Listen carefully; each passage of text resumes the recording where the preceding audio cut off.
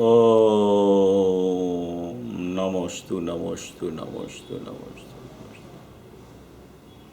પ્રણવલોએ ચૌત્રિકાળવર્તી અર્હંતાણમ પ્રણવલોએ ચૌત્રિકાળવર્તી સિદ્ધાણમ પ્રણવલોએ ચૌત્રિકાળવર્તી આઈર્યાણમ પ્રણવલોએ ચૌત્રિકાળવર્તી ઉવજ્જાયાણમ પ્રણવલોએ ચૌત્રિકાળવર્તી શવશાહુણમ ઓમકાર સંયુક્તમ નિત્યમ ધ્યાયંતિ યોગિના કામદમ મોક્ષદમ ચૈવ ઓમકારાય નમો નમઃ મંગલમ ભગવાન વીરો મંગલમ ગૌતમો ગણી મંગલમ કુંદકુંદાર્યો જૈન ધર્મોસ્તુ મંગલમ સર્વમંગલ માંગલ્યમ સર્વકલ્યાણકારકમ પ્રધાનમ સર્વધર્માણમ જૈનમ જયતુ શાસનમ નમઃ સમયસારાય સ્વાનુભૂત્ય ચકાશતે ચિત્સ્વભાવાય ભાવાય સર્વભાવાંતરચ્છિદે એગો મેં શાસદોપા જ્ઞાન દર્શન લખણો શેષા મેં બાહિરા ભાવા સવે સંયોગ લખણા મારો સુશાશ્વત એક દર્શન જ્ઞાન લક્ષણ જીવ છે, બાકી બધા સંયોગ લક્ષણ ભાવ મુજથી બાહ્ય છે.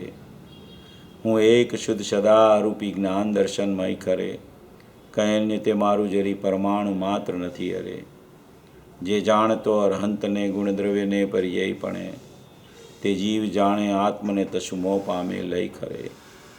નથી અપ્રમત કે પ્રમત નથી જે એક જ્ઞાયક ભાવ છે. એ રીત શુદ્ધ કથાયને જે જ્ઞાત તે તો તે જ છે. જેમ નેત્ર તેમજ જ્ઞાન નથી કારક નથી વેદ કરે જાણે જ કર્મોદય નિર્જરા બંધ તેમજ મોક્ષને ધ્રુવ અચલને અનુપમ ગતિ પામેલ સર્વે સિદ્ધને વંદી કહું શ્રુત કેવડી કથિત આ સમય પ્રાપ્ત હો. તું સ્થાપ નિજને મોક્ષ પંથે દ્યા અનુભવ તેહને તેમાં જ નિત્ય વિહાર કર નહીં વિહર પર દ્રવ્યો વિષય. ઓમ શ્રી નમઃ શિદેવ્ય નમઃ શિદેવ્ય નમઃ શિદેવ્ય.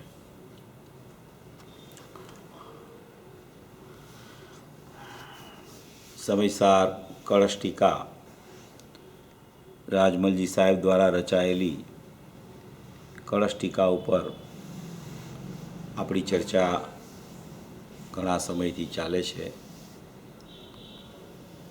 સર્વવિશુદ્ધ જ્ઞાન અધિકારના 216 નંબરના કળશ ઉપર આપણી ચર્ચા વર્તમાનમાં ચાલી રહી છે. આખી સમયસારની જે રચના થઈ છે તે આખી સમયસારની રચના દૃષ્ટિપ્રધાન શાસ્ત્ર તરીકે અનાદિ અપ્રતિબુદ્ધને પ્રતિબુદ્ધ કરવા માટે થઈ છે. તેમાં જે આ કળશોની રચના અમૃતચંદ્ર આચાર્ય દેવે કરેલી છે એ ખૂબ જ સુંદર રચના છે કળશોની. અને તે કળશો ઉપરથી રાજમલજી સાહેબે કળશનો વિસ્તાર એટલે કે કળશની ટીકા બનાવેલી છે. એમાં એમણે ખૂબ સુંદર વર્ણન એમાં કરેલું છે. વારંવાર જ્યારે આપણે કળશ ટીકા વાંચીએ, મૂળ કળશ ટીકા વાંચીએ, તો તેમાં એક શબ્દ બહુ ખાસ જોવા મળશે, પ્રત્યક્ષ આસ્વાદ. જ્યાં જ્યાં તમે જોશો કળશ ટીકામાં ત્યાં પ્રત્યક્ષ આસ્વાદ, પ્રત્યક્ષ આસ્વાદ, પ્રત્યક્ષ આસ્વાદ એવો શબ્દ કળશ ટીકામાં રાજમલજી સાહેબે વારંવાર એણે મૂક્યો છે શબ્દ. એટલે એમાં અનુભવશીલ, પ્રત્યક્ષ આસ્વાદ, જાણનશીલ એવા શબ્દોથી, નવા શબ્દોથી આપણને એની રચના કળશ ટીકાકારની જોવા મળતી હોય છે. કળશ ટીકાકારે અમુક કળશોની જે રચના એટલી બધી સુંદર કરેલી છે કે તે આપણને પરમાગમોમાં પણ ઘણી જગ્યાએ જોવા ન મળે. એવી રચના કળશોમાં આ સાધક જીવે બહુ સુંદર રીતે રચના કરેલી છે.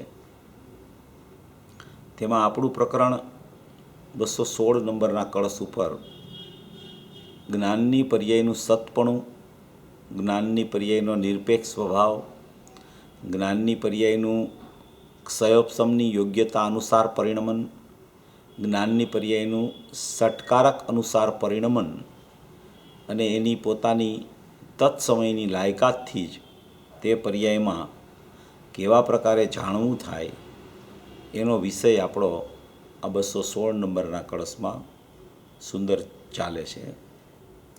આખો 216 નંબરનો કળશ છે તેમાં આ સેટિકાની ગાથા ઉપરનો કળશ છે. તેમાં 2 દ્રવ્યની ભિન્નતાનું પ્રકરણ તો બતાવવામાં આવ્યું જ છે. 2 દ્રવ્ય એટલે કે જીવ અને પૂદગલ એની ભિન્નતાની તો વાત બતાવવામાં જ આવી છે. જ્ઞાનની પર્યાયમાં બાહ્ય જ્ઞેયો પર જ્ઞેય છે તેનાથી પૃથક છે તે તો બતાવવામાં આવ્યું જ છે. તે વાત તો છે જ. 2 દ્રવ્યોની ભિન્નતા તો સેટિકાની ગાથામાં ખૂબ આવી છે. એટલે એના ઉપરનો કળશ જે અમૃતચંદ્ર આચાર્યનો છે ને એના ઉપર રાજમલજીની ટીકા છે એમાં પણ 2 દ્રવ્યની ભિન્નતાનું પ્રકરણ તો જેમ ચાંદની ને પૃથ્વીનું દૃષ્ટાંત આવે છે, પવન ને ધજાનું દૃષ્ટાંત આવે છે, તો એમાં બધામાં 2 દ્રવ્યની ભિન્નતાની ચર્ચા આવે છે.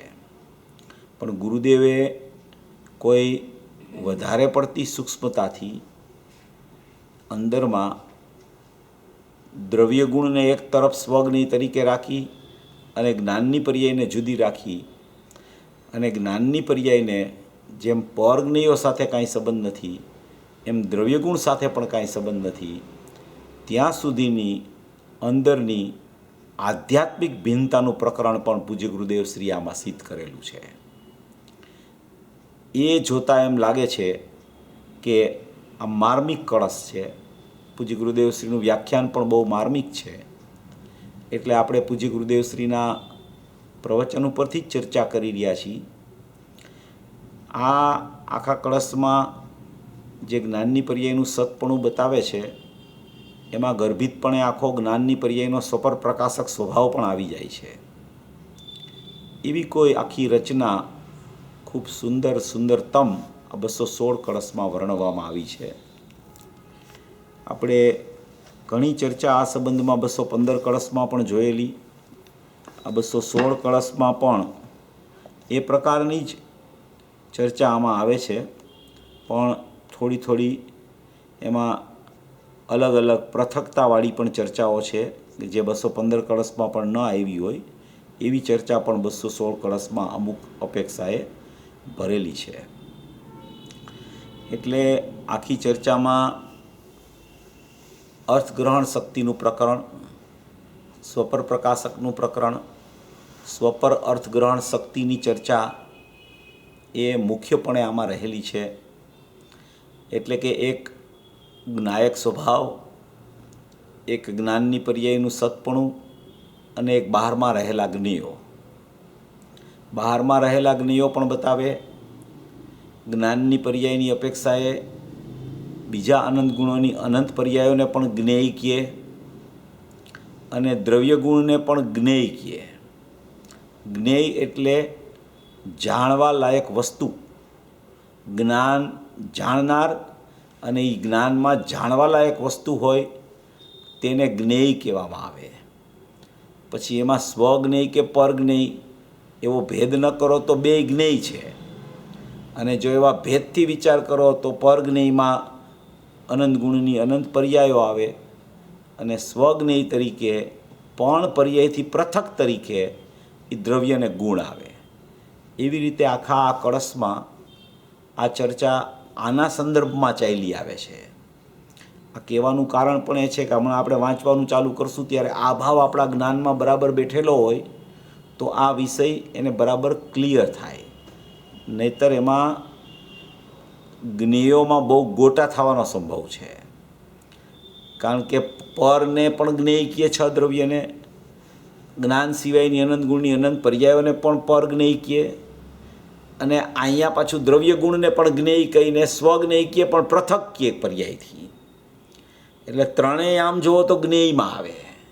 હવે એમાં કયા જ્ઞેયની અત્યારે ચર્ચા જ્ઞાન સંબંધી ચાલે છે એ પ્રકરણ એના જ્ઞાનમાં બરાબર ચોખ્ખું હોવું જોઈએ. તો આ જ્ઞાનની પર્યાયનું સતપણું કેવી રીતે જાણવું પોતાનામાં રહીને સ્વપર પ્રકાશકતાથી અને પોતાની તત્સમયની યોગ્યતાથી કરે છે તે તેને ખ્યાલમાં આવી જાય એવું કોઈ અહીંયા વિષય એવો સુંદર રીતે ચાલી રહ્યો છે.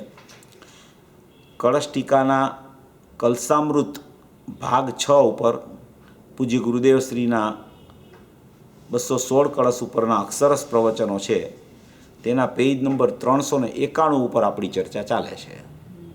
391 નંબરના પેજ ઉપર આપણે છેલ્લે સુધી થોડું જોઈ લીધું હતું. એ છેલ્લો પેરેગ્રાફ છે, એ હું વાંચું છું. મુમુક્ષુ પ્રશ્ન કરે છે. એ ખડીના દ્રષ્ટાંતની ચર્ચા ઉપર આવી ગઈ. પછી ગુરુદેવે કીધું કે આવી જિંદગી મળે અને આવું મનુષ્યપણું મળ્યું, એમાં વાસ્તવિક તત્વની વ્યવસ્થા અને અવસ્થા, વાસ્તવિક તત્વની વ્યવસ્થા અને અવસ્થા એનું જ્ઞાન યથાર્થ ન થાય તો એના જન્મ મરણ નહીં મટે. શું કહે છે? આવું મનુષ્યપણું મળ્યું, એમાં વાસ્તવિક તત્વની વ્યવસ્થા, તત્વની વ્યવસ્થા એટલે ત્રિકાળી દ્રવ્ય, એના દ્રવ્ય ગુણ, એની બધી વ્યવસ્થા એને તત્વની વ્યવસ્થા કહેવામાં આવે. અને તત્વની વ્યવસ્થા અને અવસ્થા, અવસ્થા એટલે પર્યાયો, એટલે જ્ઞાનની પર્યાય, જ્ઞાન સિવાયની અનંત ગુણની અનંત પર્યાયો, એનું જ્ઞાન યથાર્થ ન થાય. તત્વની વ્યવસ્થા, વાસ્તવિક તત્વની વ્યવસ્થા અને અવસ્થા, તત્વની વ્યવસ્થા અને અવસ્થા બે વાત લઈએ છે. એનું જ્ઞાન યથાર્થ ન થાય તો એના જન્મ મરણ નહીં મટે. જો ગુરુદેવના શબ્દો છે અક્ષરસ. તત્વની વ્યવસ્થા વાસ્તવિક અને તેની અવસ્થા, તેનું યથાર્થ જ્ઞાન નહીં થાય તો એના જન્મ મરણ નહીં મટે. એટલે જન્મ મરણ જો મટાડવા હોય તો પહેલાંમાં પહેલાં જ્ઞાનની યથાર્થતાની ખૂબ જરૂર છે. અને જ્ઞાનની યથાર્થતા થાય એની દ્રષ્ટિ દ્રવ્ય ઉપર એને કરવી નથી પડતી, એ સહજપણે દ્રષ્ટિ થતી હોય છે. દ્રષ્ટિ ક્યારેય કરવાની નથી હોતી દ્રવ્યની, દ્રષ્ટિ કરવા માટે જવું નથી પડતું દ્રવ્યની, સહજપણે દ્રષ્ટિ દ્રવ્યમાં ચાલી જાય છે. જ્યારે જ્ઞાનમાં યથાર્થ નિર્ણયની ભૂમિકા આવે છે તો દ્રષ્ટિ સહજપણે થઈ જાય છે. એટલે તો એના જન્મ મરણ નહીં મટે. આહા શું તો મુમુક્ષુ કહે છે કે બધાને લાગુ પડે એવું છે. એટલે કે આ બધાને લાગુ પડે એવું છે, આ કોઈ એક વ્યક્તિની વાત નથી, આ બધાને લાગુ પડે એવું છે.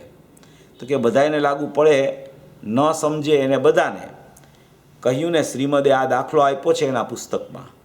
શ્રીમદ રાજચંદ્રજીએ એના પુસ્તકમાં પણ આ પૃથ્વીનો અને ચાંદનીનો દાખલો આપેલો છે કે ભાઈ ચાંદનીનો પ્રકાશ પૃથ્વીને ધોળી કરે છે એમ કહેવું એ તો નિમિત્તનું કથન છે. ચાંદનીનો પ્રકાશ ચંદ્રમાનો આવે એ પૃથ્વી ઉપર પડે એટલે પૃથ્વી ધોળી થઈ જાય તો કે એ તો નિમિત્તનું કથન છે.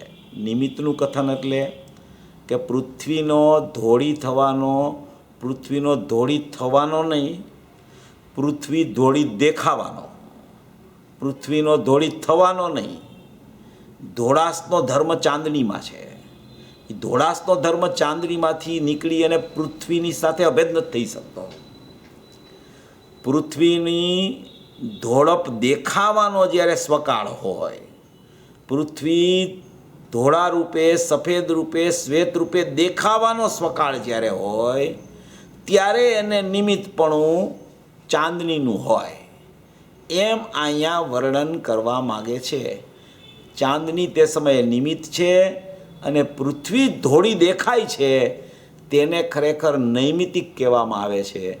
નિમિત્તના લક્ષ્ય જે નૈમિતિકપણું પ્રગટ થાય એ નૈમિતિક નિમિત્ત સાપેક્ષ હોય, એટલે એ નિમિત્તનું જ હોય એમ કરીને અહીંયા સિદ્ધ કરે છે કે એ ધોળપ જે છે ચાંદનીની એ પૃથ્વી સાથે એકમેક થઈ નથી.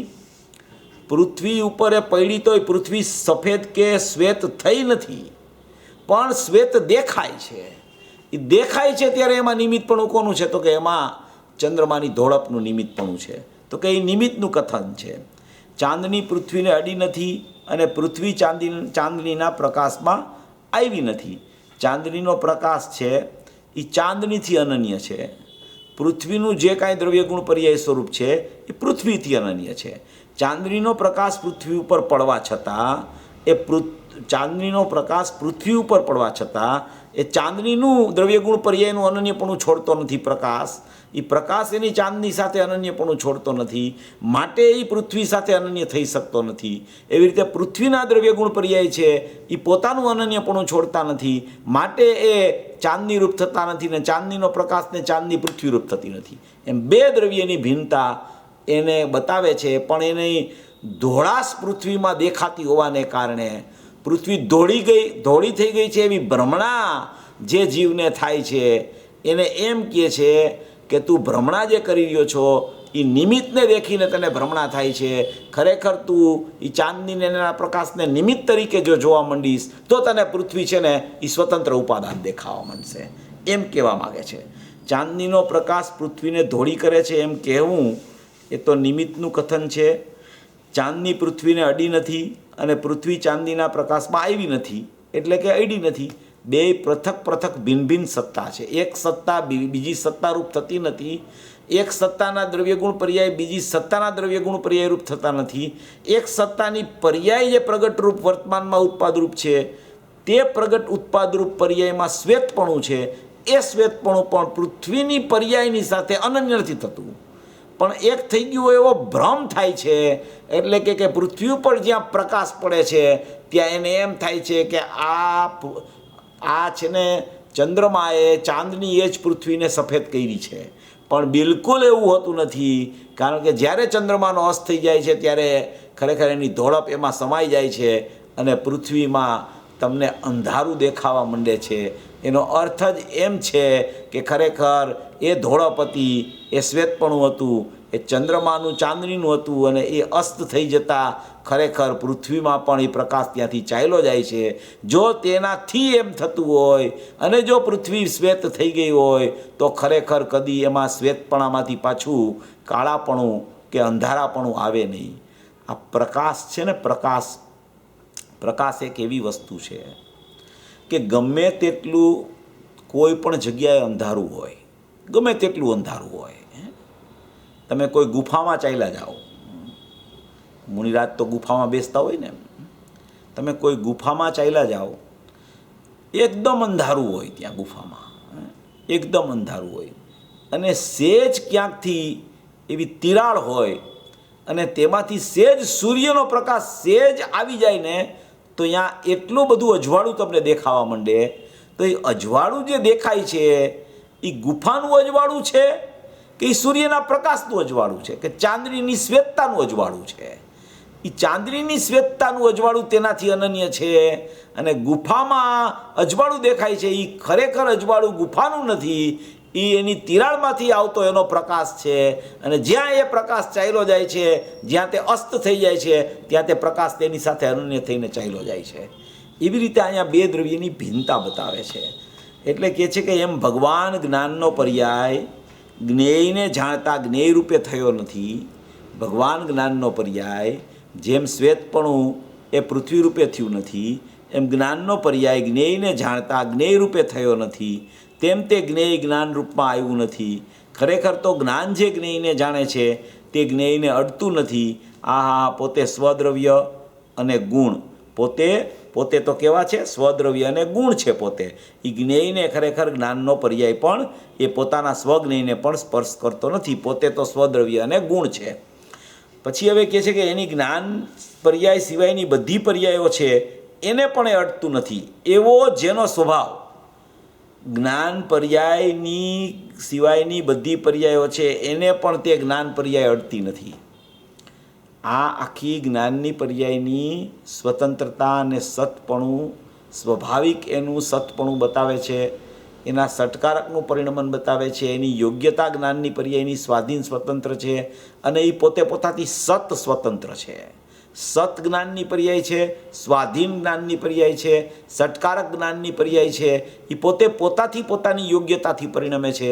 એને કોઈ જ્ઞેયોને જાણવા માટે પણ કોઈ જ્ઞેયની સાપેક્ષતા ખરેખર જ્ઞાનની પર્યાયને બિલકુલ લાગુ પડતી નથી.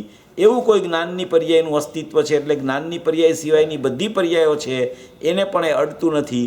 એવો જેનો સ્વભાવ ચૈતન્યનું સ્વપર પ્રકાશક અસ્તિત્વ અનંતી પર્યાયને જ્ઞેય તરીકે જાણે છે.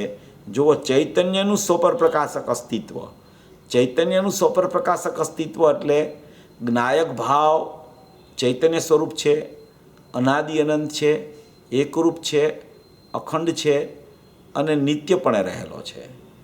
આ નિત્યપણું એક એવી વસ્તુ છે કે જેને નિત્યપણું ખ્યાલમાં આવી જાય છે કે હું તો નિત્ય જ છું, હું તો પૂર્વે પણ હતો, હું તો વર્તમાનમાં પણ છું, હું ભાવિકાળે પણ રહેવાનો, એવું નિત્ય નિત્ય નિત્ય નિત્ય નિત્ય નિત્ય નિત્ય નિત્ય જેમ અનિત્ય અનિત્ય અનિત્ય અનિત્ય અનિત્ય જેમ અનિત્યનો પ્રવાહ ચાલે છે એમ નિત્યનો પણ વિસ્તાર પ્રવાહ છે, એનો વિસ્તાર ક્રમ છે અને આ અનિત્યનો પ્રવાહ ક્રમ છે.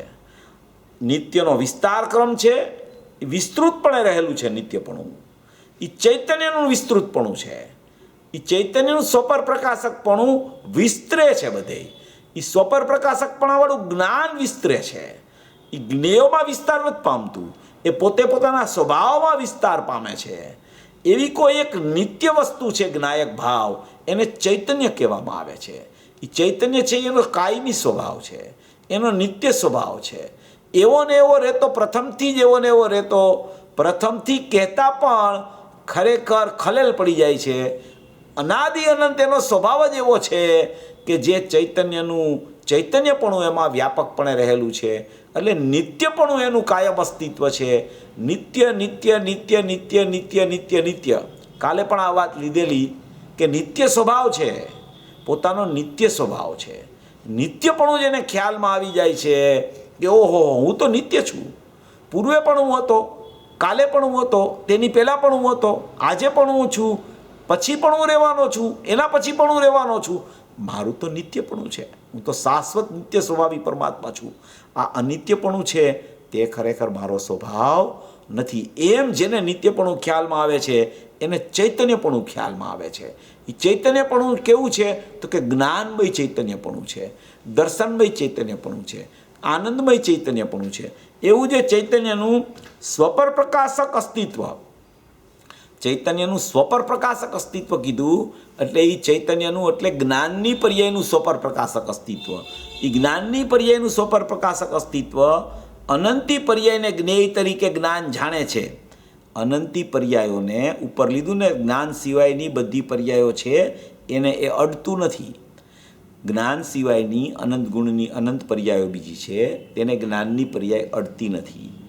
જ્ઞાનની પર્યાય જો એને અડે તો કોઈ બીજી પર્યાય હોય, એ બીજા ગુણની હોય તો એના લક્ષણનો અભાવ થઈ જાય.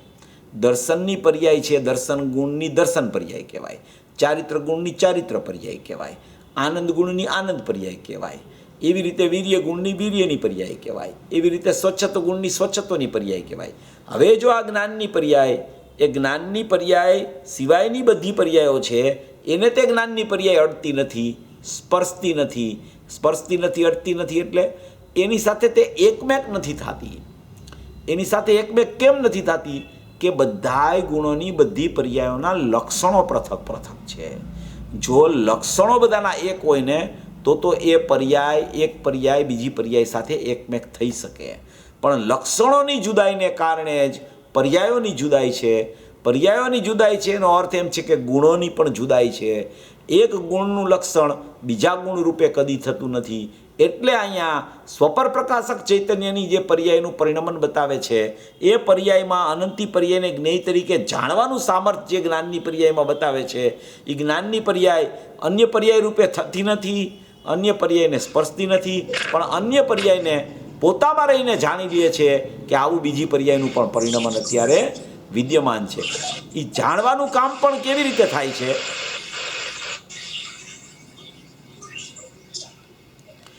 એ જાણવાનું કામ પણ કેવી રીતે થાય છે?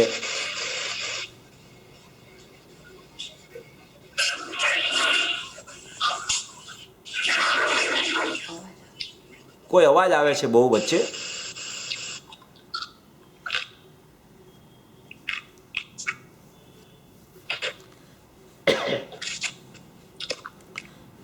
જ્ઞાનની પર્યાય સિવાયની બધી પર્યાયો છે એને પણ એ અડતું નથી.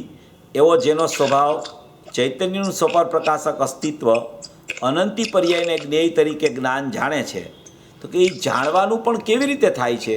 અનંતી પર્યાયોને જ્ઞાન જ્ઞેય તરીકે જાણે છે. કેવી રીતે જાણે છે?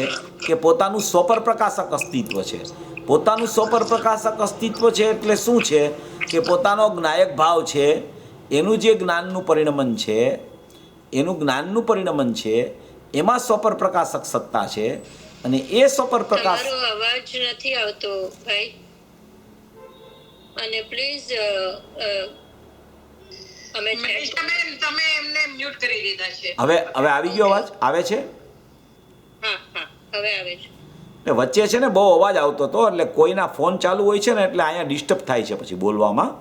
એટલે જરા પ્લીઝ બધાને કહી દો તમે કે ફોન કોઈ ચાલુ રાખે નહીં, ઘરનો બધો અવાજ આવે છે અહીંયા.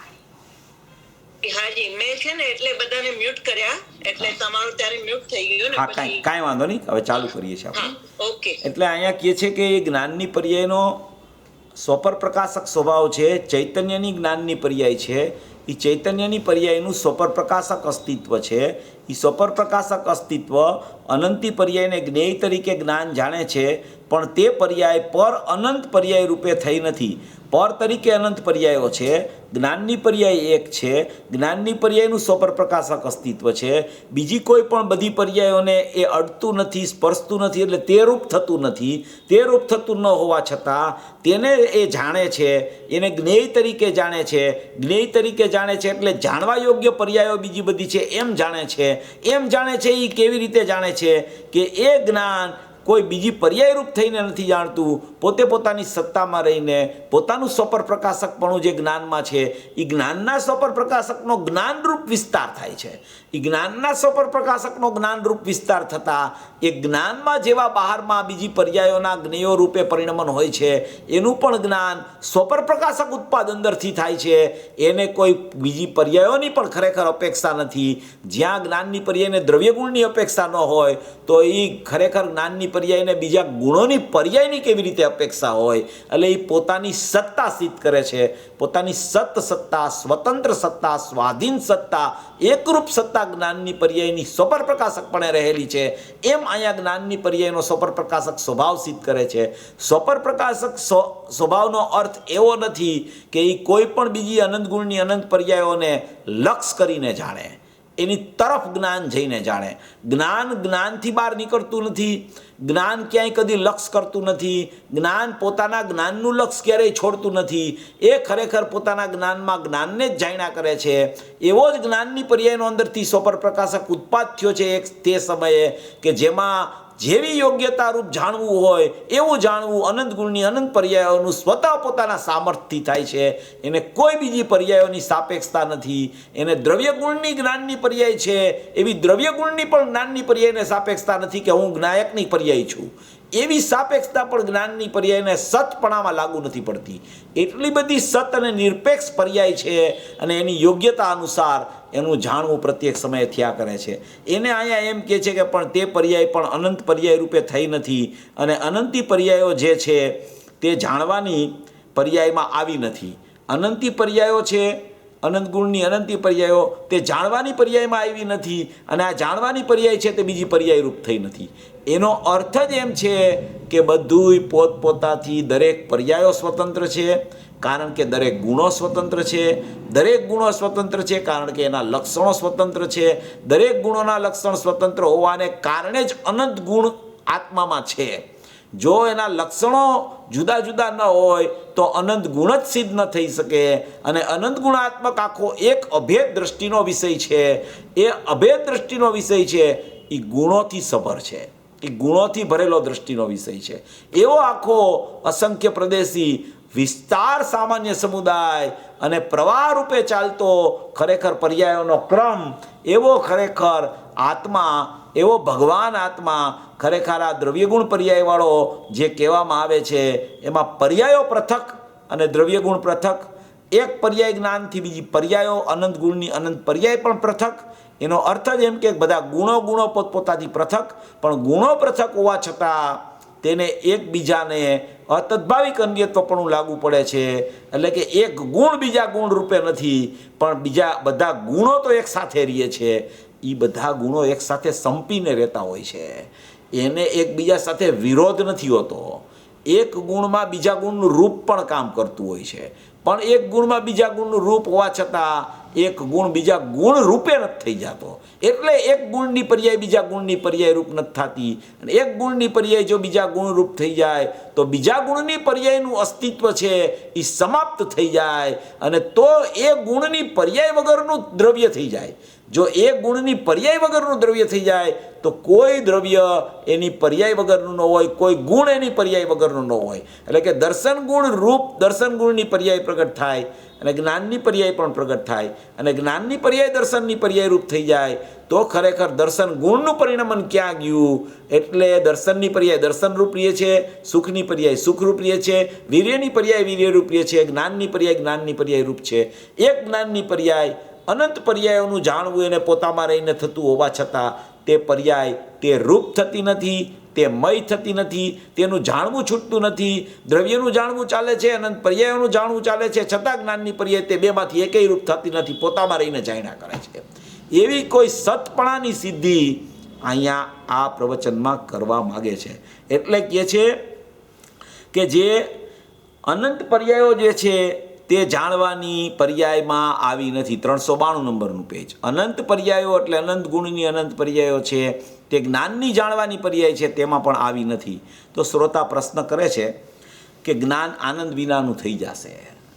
શ્રોતા શું કહે છે કે જો તમે અનંત ગુણની પર્યાયો જે બીજી છે એ જ્ઞાનમાં આવી જ નથી એમ જો તમે સિદ્ધ કરશો તો પછી આનંદ કેવી રીતે આવશે? આનંદ વિનાનું જ્ઞાન છે અને તો તમે જ્ઞાન કહેતા નથી, તો પછી આનંદ વિનાનું જ જ્ઞાન થઈ જશે. કારણ કે આનંદ તો આનંદ ગુણની પર્યાયમાં આવે છે, અને જ્ઞાનની પર્યાયમાં જ્ઞાન છે, ને જ્ઞાનની પર્યાય એને પૃથક જાણે છે. તો એનો અર્થ એમ થયો કે આનંદ વિનાનું જ્ઞાન થઈ ગયું. તો આનંદ વિનાનું જ્ઞાન છે એને પાછા તમે જ્ઞાન કહેતા નથી. તો જ્ઞાન આનંદ વિનાનું થઈ જાય તો એવો કોઈ પ્રસંગ બને છે? એમ પ્રશ્ન પૂછે છે ગુરુદેવને કે જ્ઞાન આનંદ વિનાનું થઈ જશે. તો ગુરુદેવ કહે છે કે એ આનંદવાળું થાય છે. અહીંયા એ જ્ઞાનમાં રહીને જેવો આનંદ પ્રગટ થયો એનું જ્ઞાન કરે છે, એનો અર્થ જ કે એ જ્ઞાન આનંદવાળું થઈ ગયું. કારણ કે આનંદની પર્યાયનું રૂપ જ્ઞાનની પર્યાયમાં આવી ગયું, એનો અર્થ કે જ્ઞાન આનંદવાળું થઈ ગયું. જો આમાં એનો ખુલાસો કરે છે હમણાં. જ્ઞાન આનંદ વિનાનું થઈ જશે તો ઉત્તર આપે છે કે આનંદવાળું થાય છે. અહીં તો કેવું થાય છે? તો કે આનંદવાળું થઈ જાય છે. તો કે એકનું રૂપ બીજામાં આવે છે ને, શ્રોતા જ પાછા કહે છે જ્ઞાન આનંદ વિનાનું થઈ જશે એમ કહે છે. ત્યાં પૂજ્ય ગુરુદેવ શ્રી ઉત્તર આપે છે કે જ્ઞાન આનંદવાળું થાય છે અહીં. પછી મુમુક્ષ કહે છે કે એકનું રૂપ બીજામાં આવે છે ને, શ્રોતાને ખબર છે કે એક ગુણનું રૂપ બીજા ગુણના રૂપમાં આવે છે. એક ગુણ બીજા ગુણ રૂપે નથી થતો, પણ એક ગુણમાં બીજા ગુણનું રૂપ આવ્યા વગર રહેતું નથી. એ એક ગુણમાં બીજા ગુણનું રૂપ ક્યારે આવે? કે અભેદ પરિણમન થાય ત્યારે. જ્યાં સુધી અભેદ પરિણમન ન હોય આત્મા સાથે ત્યાં સુધી ખરેખર એક ગુણમાં બીજા ગુણનું રૂપ પ્રવિષ્ટ થઈ શકતું નથી. પ્રવિષ્ટ તો થતું જ નથી, પણ એક ગુણમાં બીજા ગુણનું રૂપ છે એ પણ એને પોતાને ક્યારે ખબર પડે? કે જ્યારે આત્માની અનુભૂતિ એને થાય, જ્યારે આત્માનો એને અનુભવ થાય, જ્યારે આત્માનું જ્ઞાન શ્રદ્ધાન એને ચાલુ થાય, જ્યારે તેને નિર્વિકલ્પ સ્વસંવેદનનો અનુભવ થાય, ત્યારે ત્યાં દ્રવ્ય ગુણ પર્યાય બધું એકરૂપ છે. ત્યારે એને એમ કહેવામાં આવે કે એક ગુણમાં અનંત ગુણનું રૂપ રહેલું છે. એક ગુણમાં અનંત ગુણો, એમ કહી દઈએ કે એક ગુણમાં અનંત ગુણો રહેલા છે, એક શક્તિમાં અનંત શક્તિ રહેલી છે, એમ પણ કહી દઈએ.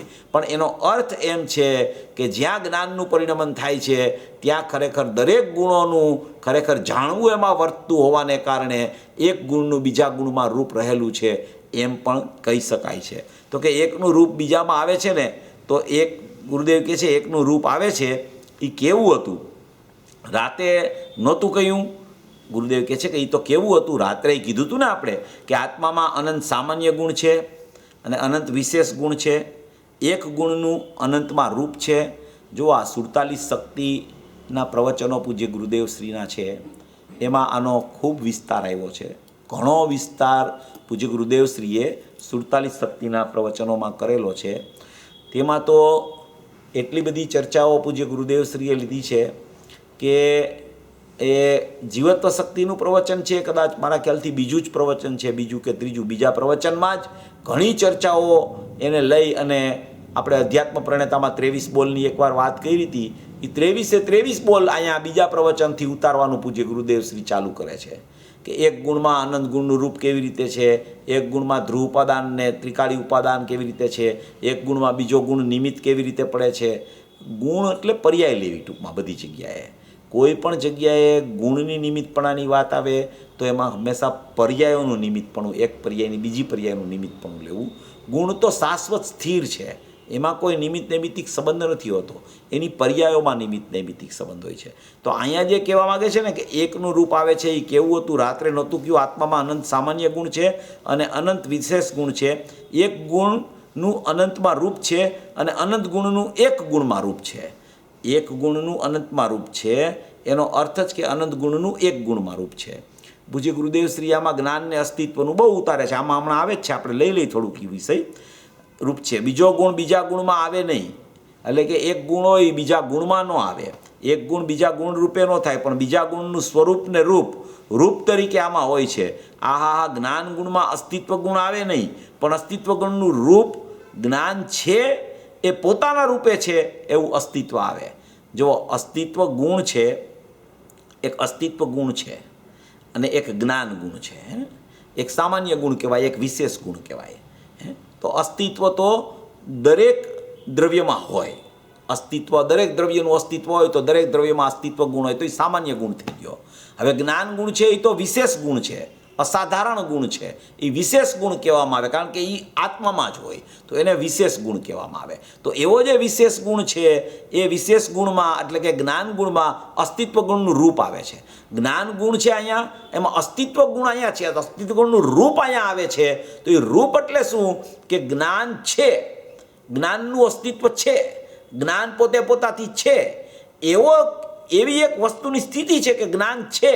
તો જ્ઞાન છે એનો અર્થ એમ છે કે જ્ઞાનમાં અસ્તિત્વનું રૂપ આવી ગયું છે, પણ આવ્યું તો એ અસ્તિત્વ છે, એ અસ્તિત્વ સિદ્ધ કરે છે. તો જ્ઞાનમાં અસ્તિત્વનું રૂપ એવી રીતે આવી ગયું. પૂજ્ય ગુરુદેવ શ્રી ઘણીવાર કહે છે કે જ્ઞાનમાં અસ્તિત્વનું રૂપ તો ઉતરે છે, પણ અસ્તિત્વમાં જ્ઞાનનું રૂપ કેવી રીતે ઉતરે એ તો અમને પ્રશ્ન થાય છે. ગુરુદેવ પોતે આવી રીતે વાત કરતા હોય છે ઘણીવાર કે એક ગુણમાં અનંત ગુણનું રૂપ છે, એ વિષય થોડો સૂક્ષ્મ છે, પણ પાછા પોતે કેટલાય ગુણમાં રૂપ ઉતારે.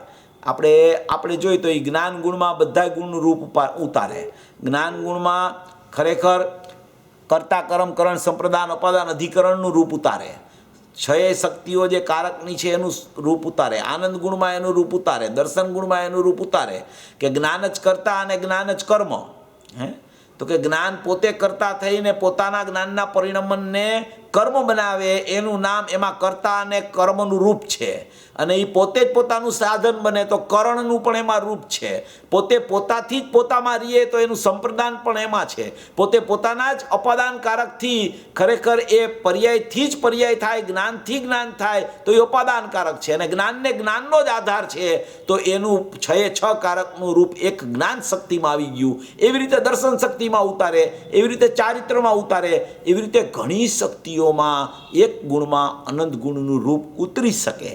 એ પણ ગુરુદેવ જ્યારે એમ કહેતા હોય કે આ સૂક્ષ્મ વિષય છે, આના વિશે અમારે પણ વિચાર કરવો પડે છે, ત્યારે આપણે એની બહુ લાંબી ચર્ચા નથી લેતા.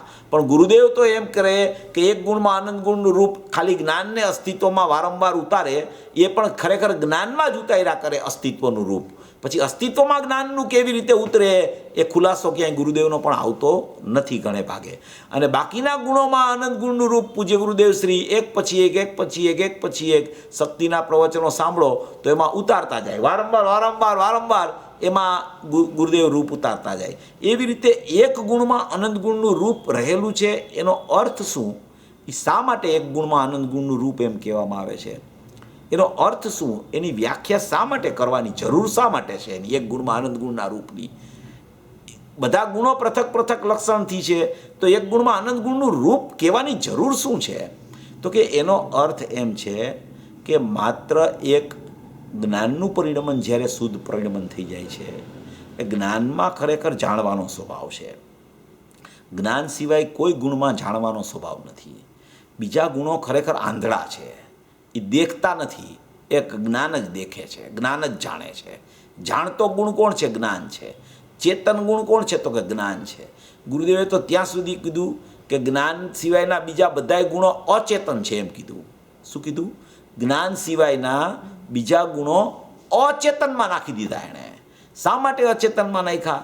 કે જ્ઞાન જેમ જાણે છે એમ એની પાસે જાણવાની શક્તિ નથી.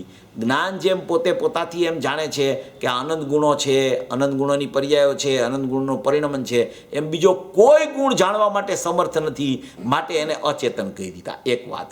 બીજું એ છે કે જ્યારે જ્ઞાનનું પરિણમન સમ્યક પ્રકારે થાય છે ત્યારે અનંત ગુણોની અનંત પર્યાયો જ્ઞાન સાથે એકમેક થઈને આત્મા સાથે અભેદ થઈને પરિણમી જાય છે. જેમ શ્રદ્ધાનું સમકિત રૂપી પરિણમન થયું તો જ્ઞાનનું સમ્યક જ્ઞાન રૂપી પરિણમન થયું, તો એવી રીતે અનંત ગુણની અનંત પર્યાયોનું પરિણમન એક સાથે થયું. તો એ એક સાથે થાય છે ત્યારે કોઈ પણ ત્યાં ગુણોના કે પર્યાયોના ભેદરૂપ વિકલ્પો નથી હોતા અને ભેદ પણ દેખાતો નથી. એવું એકરૂપપણાનું જ્યારે પરિણમન થાય છે ત્યારે એમાં ખરેખર એક ગુણમાં અનંત ગુણનું રૂપ છે.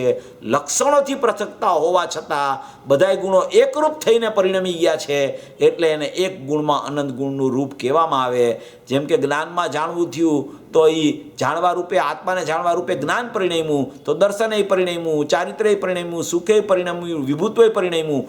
એક સાથે જ આત્માને જાણવા રૂપી અને અહમ કરવા રૂપી, વ્યાપકતા રૂપી, સ્વચ્છત્વમાં પ્રતિભાસ રૂપી, દર્શનમાં દેખવા રૂપી, ચારિત્રમાં સ્થિરતા રૂપી, સુખમાં આનંદ રૂપી, એવી રીતે એક સાથે પરિણમન જ્યારે આત્મા સાથે અભેદ થઈને થયું ત્યારે એમ કહેવાય કે એક ગુણમાં અનંત ગુણનું રૂપ કરીને આખો આત્મા અભેદપણે અનુભવમાં આવ્યો. એને એક ગુણમાં અનંત ગુણનું રૂપ કહેવામાં આવે. આ ગુણોમાં ઘણી એવી પણ બે જોડકાવાળા ગુણો આવે છે. જોડકાવાળા ઘણી જગ્યાએ તત્વશક્તિ, અતત્વશક્તિ, વિરુદ્ધ શક્તિ, અવિરુદ્ધ શક્તિ, એવા બે જોડકાવાળી શક્તિઓ આવે. તો એ બે જોડકાવાળી શક્તિઓને કોઈ અપેક્ષાએ ધર્મમાં પણ ઉતારી શકાય છે. ધર્મને ગુણ ન કહેવાય પણ ગુણને ધર્મ કહી શકાય. ગુણને ધર્મ કહી શકાય કારણ કે ગુણમાં ધર્મો સમાયેલા છે, ધર્મોમાં ગુણ નથી સમાતા. કારણ કે ધર્મની પર્યાય નથી હોતી, પર્યાયો ગુણની હોય છે. માટે ગુણમાં ધર્મો સમાયેલા છે. તો બે વિરુદ્ધ જે શક્તિઓ જેટલી આવે છે એને ધર્મ તરીકે પણ લઈ શકાય. ગુરુદેવે તો બધી શક્તિઓને ગુણમાં અને શક્તિમાં જ ઉતારેલી છે. ગુણને શક્તિમાં પણ ગુરુદેવ ભેદ નથી પાડતા. એને ખરેખર બધાયને ગુણ કહો કે શક્તિ કહો, પૂજ્ય ગુરુદેવ શ્રી એમ જ આમાં કહેતા હોય છે. પણ કોઈ અપેક્ષાએ એમ પણ કહી શકાય કે શક્તિ હોય છે એ શક્તિની પર્યાયો હંમેશા નિર્મળ હોય, શક્તિની વ્યક્તિ હંમેશા શુદ્ધ હોય, માટે એને શક્તિની વ્યક્તિ કહેવામાં આવે. જ્યારે ગુણોની પર્યાયમાં તો મલિનતા પણ હોય, જેમ કે વિભાવ રૂપે પણ ચારિત્ર ગુણની પર્યાય પરિણમતી હોય, રાગ રૂપે, શ્રદ્ધાની પર્યાય મિથ્યાત્વ રૂપે પરિણમતી હોય, તો એને ગુણોની પર્યાય કહી શકાય. કારણ કે એમાં વિભાવનું પરિણમન છે. શક્તિની વ્યક્તિમાં કોઈ વિભાવરૂપ પરિણમન નથી હોતું. શુદ્ધરૂપ પરિણમનને જ શક્તિની વ્યક્તિ કહેવામાં આવે છે. માટે શક્તિની વ્યક્તિ અને ગુણની પર્યાય એમાં એવી રીતે પણ કોઈ ભેદ પડી શકે છે. ગુરુદેવે ક્યાંય પાડ્યો નથી. ગુરુદેવ તો ગુણને શક્તિને એક જ કહે છે, એને ભેદ જ નથી પાડતા. પણ જ્યારે ગુણની પર્યાયમાં અશુદ્ધતા જોવા મળે છે તો એ અશુદ્ધતા પણ પોતાની પર્યાયમાં છે અને પોતાના ગુણનો વિપરીત પરિણમનને અશુદ્ધતા કહેવામાં આવે છે. એમ શક્તિનું કોઈ વિપરીત પરિણમન નથી હોતું. શક્તિની વ્યક્તિ હંમેશા શુદ્ધ હોય એને જ શક્તિની વ્યક્તિ કહેવામાં આવે છે. એટલે શક્તિના પરિણમનમાં ક્યાંય અશુદ્ધતા તમને જોવા નહીં મળે, એકલું શુદ્ધ પરિણમન જ જોવા મળશે. એટલે એને શક્તિની વ્યક્તિ કહેવામાં આવે છે. અને ગુણોની પર્યાયમાં આવી રીતે ભેદ પડે છે. એવી રીતે આ એક ગુણમાં અનંત ગુણનું રૂપ એ કીધું એ પરિણમન અપેક્ષાએ છે, શુદ્ધતાના પરિણમનની અપેક્ષાએ છે. કોઈ વિભાવરૂપ પરિણમન ચાલતું હોય ત્યારે તમે એમાં એ રીતે રૂપ ન ઉતારી શકો. ભલે એક ગુણ વિપરીત પરિણમતો હોય શ્રદ્ધાનો, તો બધા ગુણોનું વિપરીત પરિણમન ચાલતું હોય અને શ્રદ્ધા સમ્યક પરિણમે તો અનંત ગુણનું સમ્યક પરિણમન થઈ જતું હોવા છતાં કોઈ વિપરીત પરિણમનમાં આ વસ્તુ ઉતરી શકતી નથી. શક્તિની વ્યક્તિ જે શુદ્ધ થાય એમાં એક ગુણમાં અનંત ગુણનું રૂપ, એમાં વ્યાપકતા કહેતા પણ લક્ષણો તો જુદા જ રહીએ છે, પણ અહીંયા એકરૂપપણું છે, કોઈ ભેદ નથી. એટલે એને વ્યાપકતાથી સંબોધન કરવામાં આવે છે. આવો એક ગુણમાં અનંત ગુણનો અર્થ છે. એનો અર્થ જ ખરેખર એમ છે કે પરિણમનનો જ્યારે સ્વકાળ હોય, જ્યારે શુદ્ધ પરિણમનની ચર્ચા આવે ત્યારે ખરેખર એમાં એક ગુણમાં અનંત ગુણનું રૂપ ઉતારી શકાય. પછી પરિણમન થયા પછી પણ વિકલ્પાત્મક દશામાં એક ગુણમાં અનંત ગુણનું રૂપ ચાલુ રહે. એ રીતે આમાં વર્ણનમાં આમાં વિચારવું. એટલે જ્ઞાન ગુણમાં અસ્તિત્વ ગુણ આવે નહીં, પણ અસ્તિત્વ ગુણનું રૂપ જ્ઞાન છે એ પોતાના રૂપે છે એવું અસ્તિત્વ આવે. આહા, અને તે જ્ઞાન ગુણ અસ્તિત્વને અતદ્ભાવ છે ને, જો ગુરુદેવ કહે છે અતદ્ભાવ છે. અતદ્ભાવ છે ને, એક ગુણમાં અતદ્ભાવ છે. એક ગુણ બીજા ગુણ રૂપે નથી. સર્વગુણ અસહાય છે. સર્વગુણ અસહાય છે એટલે કે એક ગુણ બીજા ગુણને કાંઈ સહાય નથી કરતો, એક ગુણ બીજા ગુણ રૂપે થતો નથી, એક ગુણનું લક્ષણ બીજા ગુણના લક્ષણ રૂપે થતું નથી. દ્રવ્યાશ્રયા ગુણા એમ કીધું છે. ગુણાશ્રય ગુણ છે એમ નથી કીધું. ગુણને આશ્રય ગુણ નથી કીધું. દ્રવ્યાશ્રયા ગુણા એવું આવ્યું છે ને સૂત્ર કે દ્રવ્યાશ્રયા ગુણા, ગુણાશ્રયા ગુણ નથી કીધું. એટલે દ્રવ્યને આશ્રય બધા ગુણ હોય છે. એટલે સર્વગુણો અસહાય છે. એક ગુણ બીજા ગુણરૂપ થતો નથી, એક ગુણ બીજા ગુણમાં કાંઈ કરી શકતો નથી. આપણે હમણાં પહેલાંય લીધું હતું, એક ગુણમાં જો કાંઈ બીજા ગુણમાં કાંઈ કરી શકતો હોય તો એક ગુણ શ્રદ્ધાનું સમ્યક પરિણમન 100% થાય તો અનંત ગુણનું પર્યાયનું પરિણમન પણ 100% શુદ્ધ થઈ જવું જોઈએ. પણ એમ બનતું નથી. એટલે કે પર્યાયો ચારિત્ર્યની અને જ્ઞાનની અને બીજી બધી પર્યાયોનું પરિણમન ક્રમે ક્રમે થાય છે. શ્રદ્ધાનું પરિણમન એક સમયમાં 100% સમ્યક થઈ જાય છે.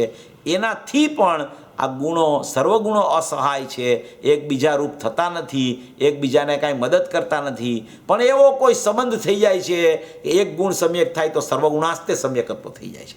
એમ અહીંયા કહેવા માગે છે. એક ગુણ બીજા ગુણ રૂપે નથી થતો.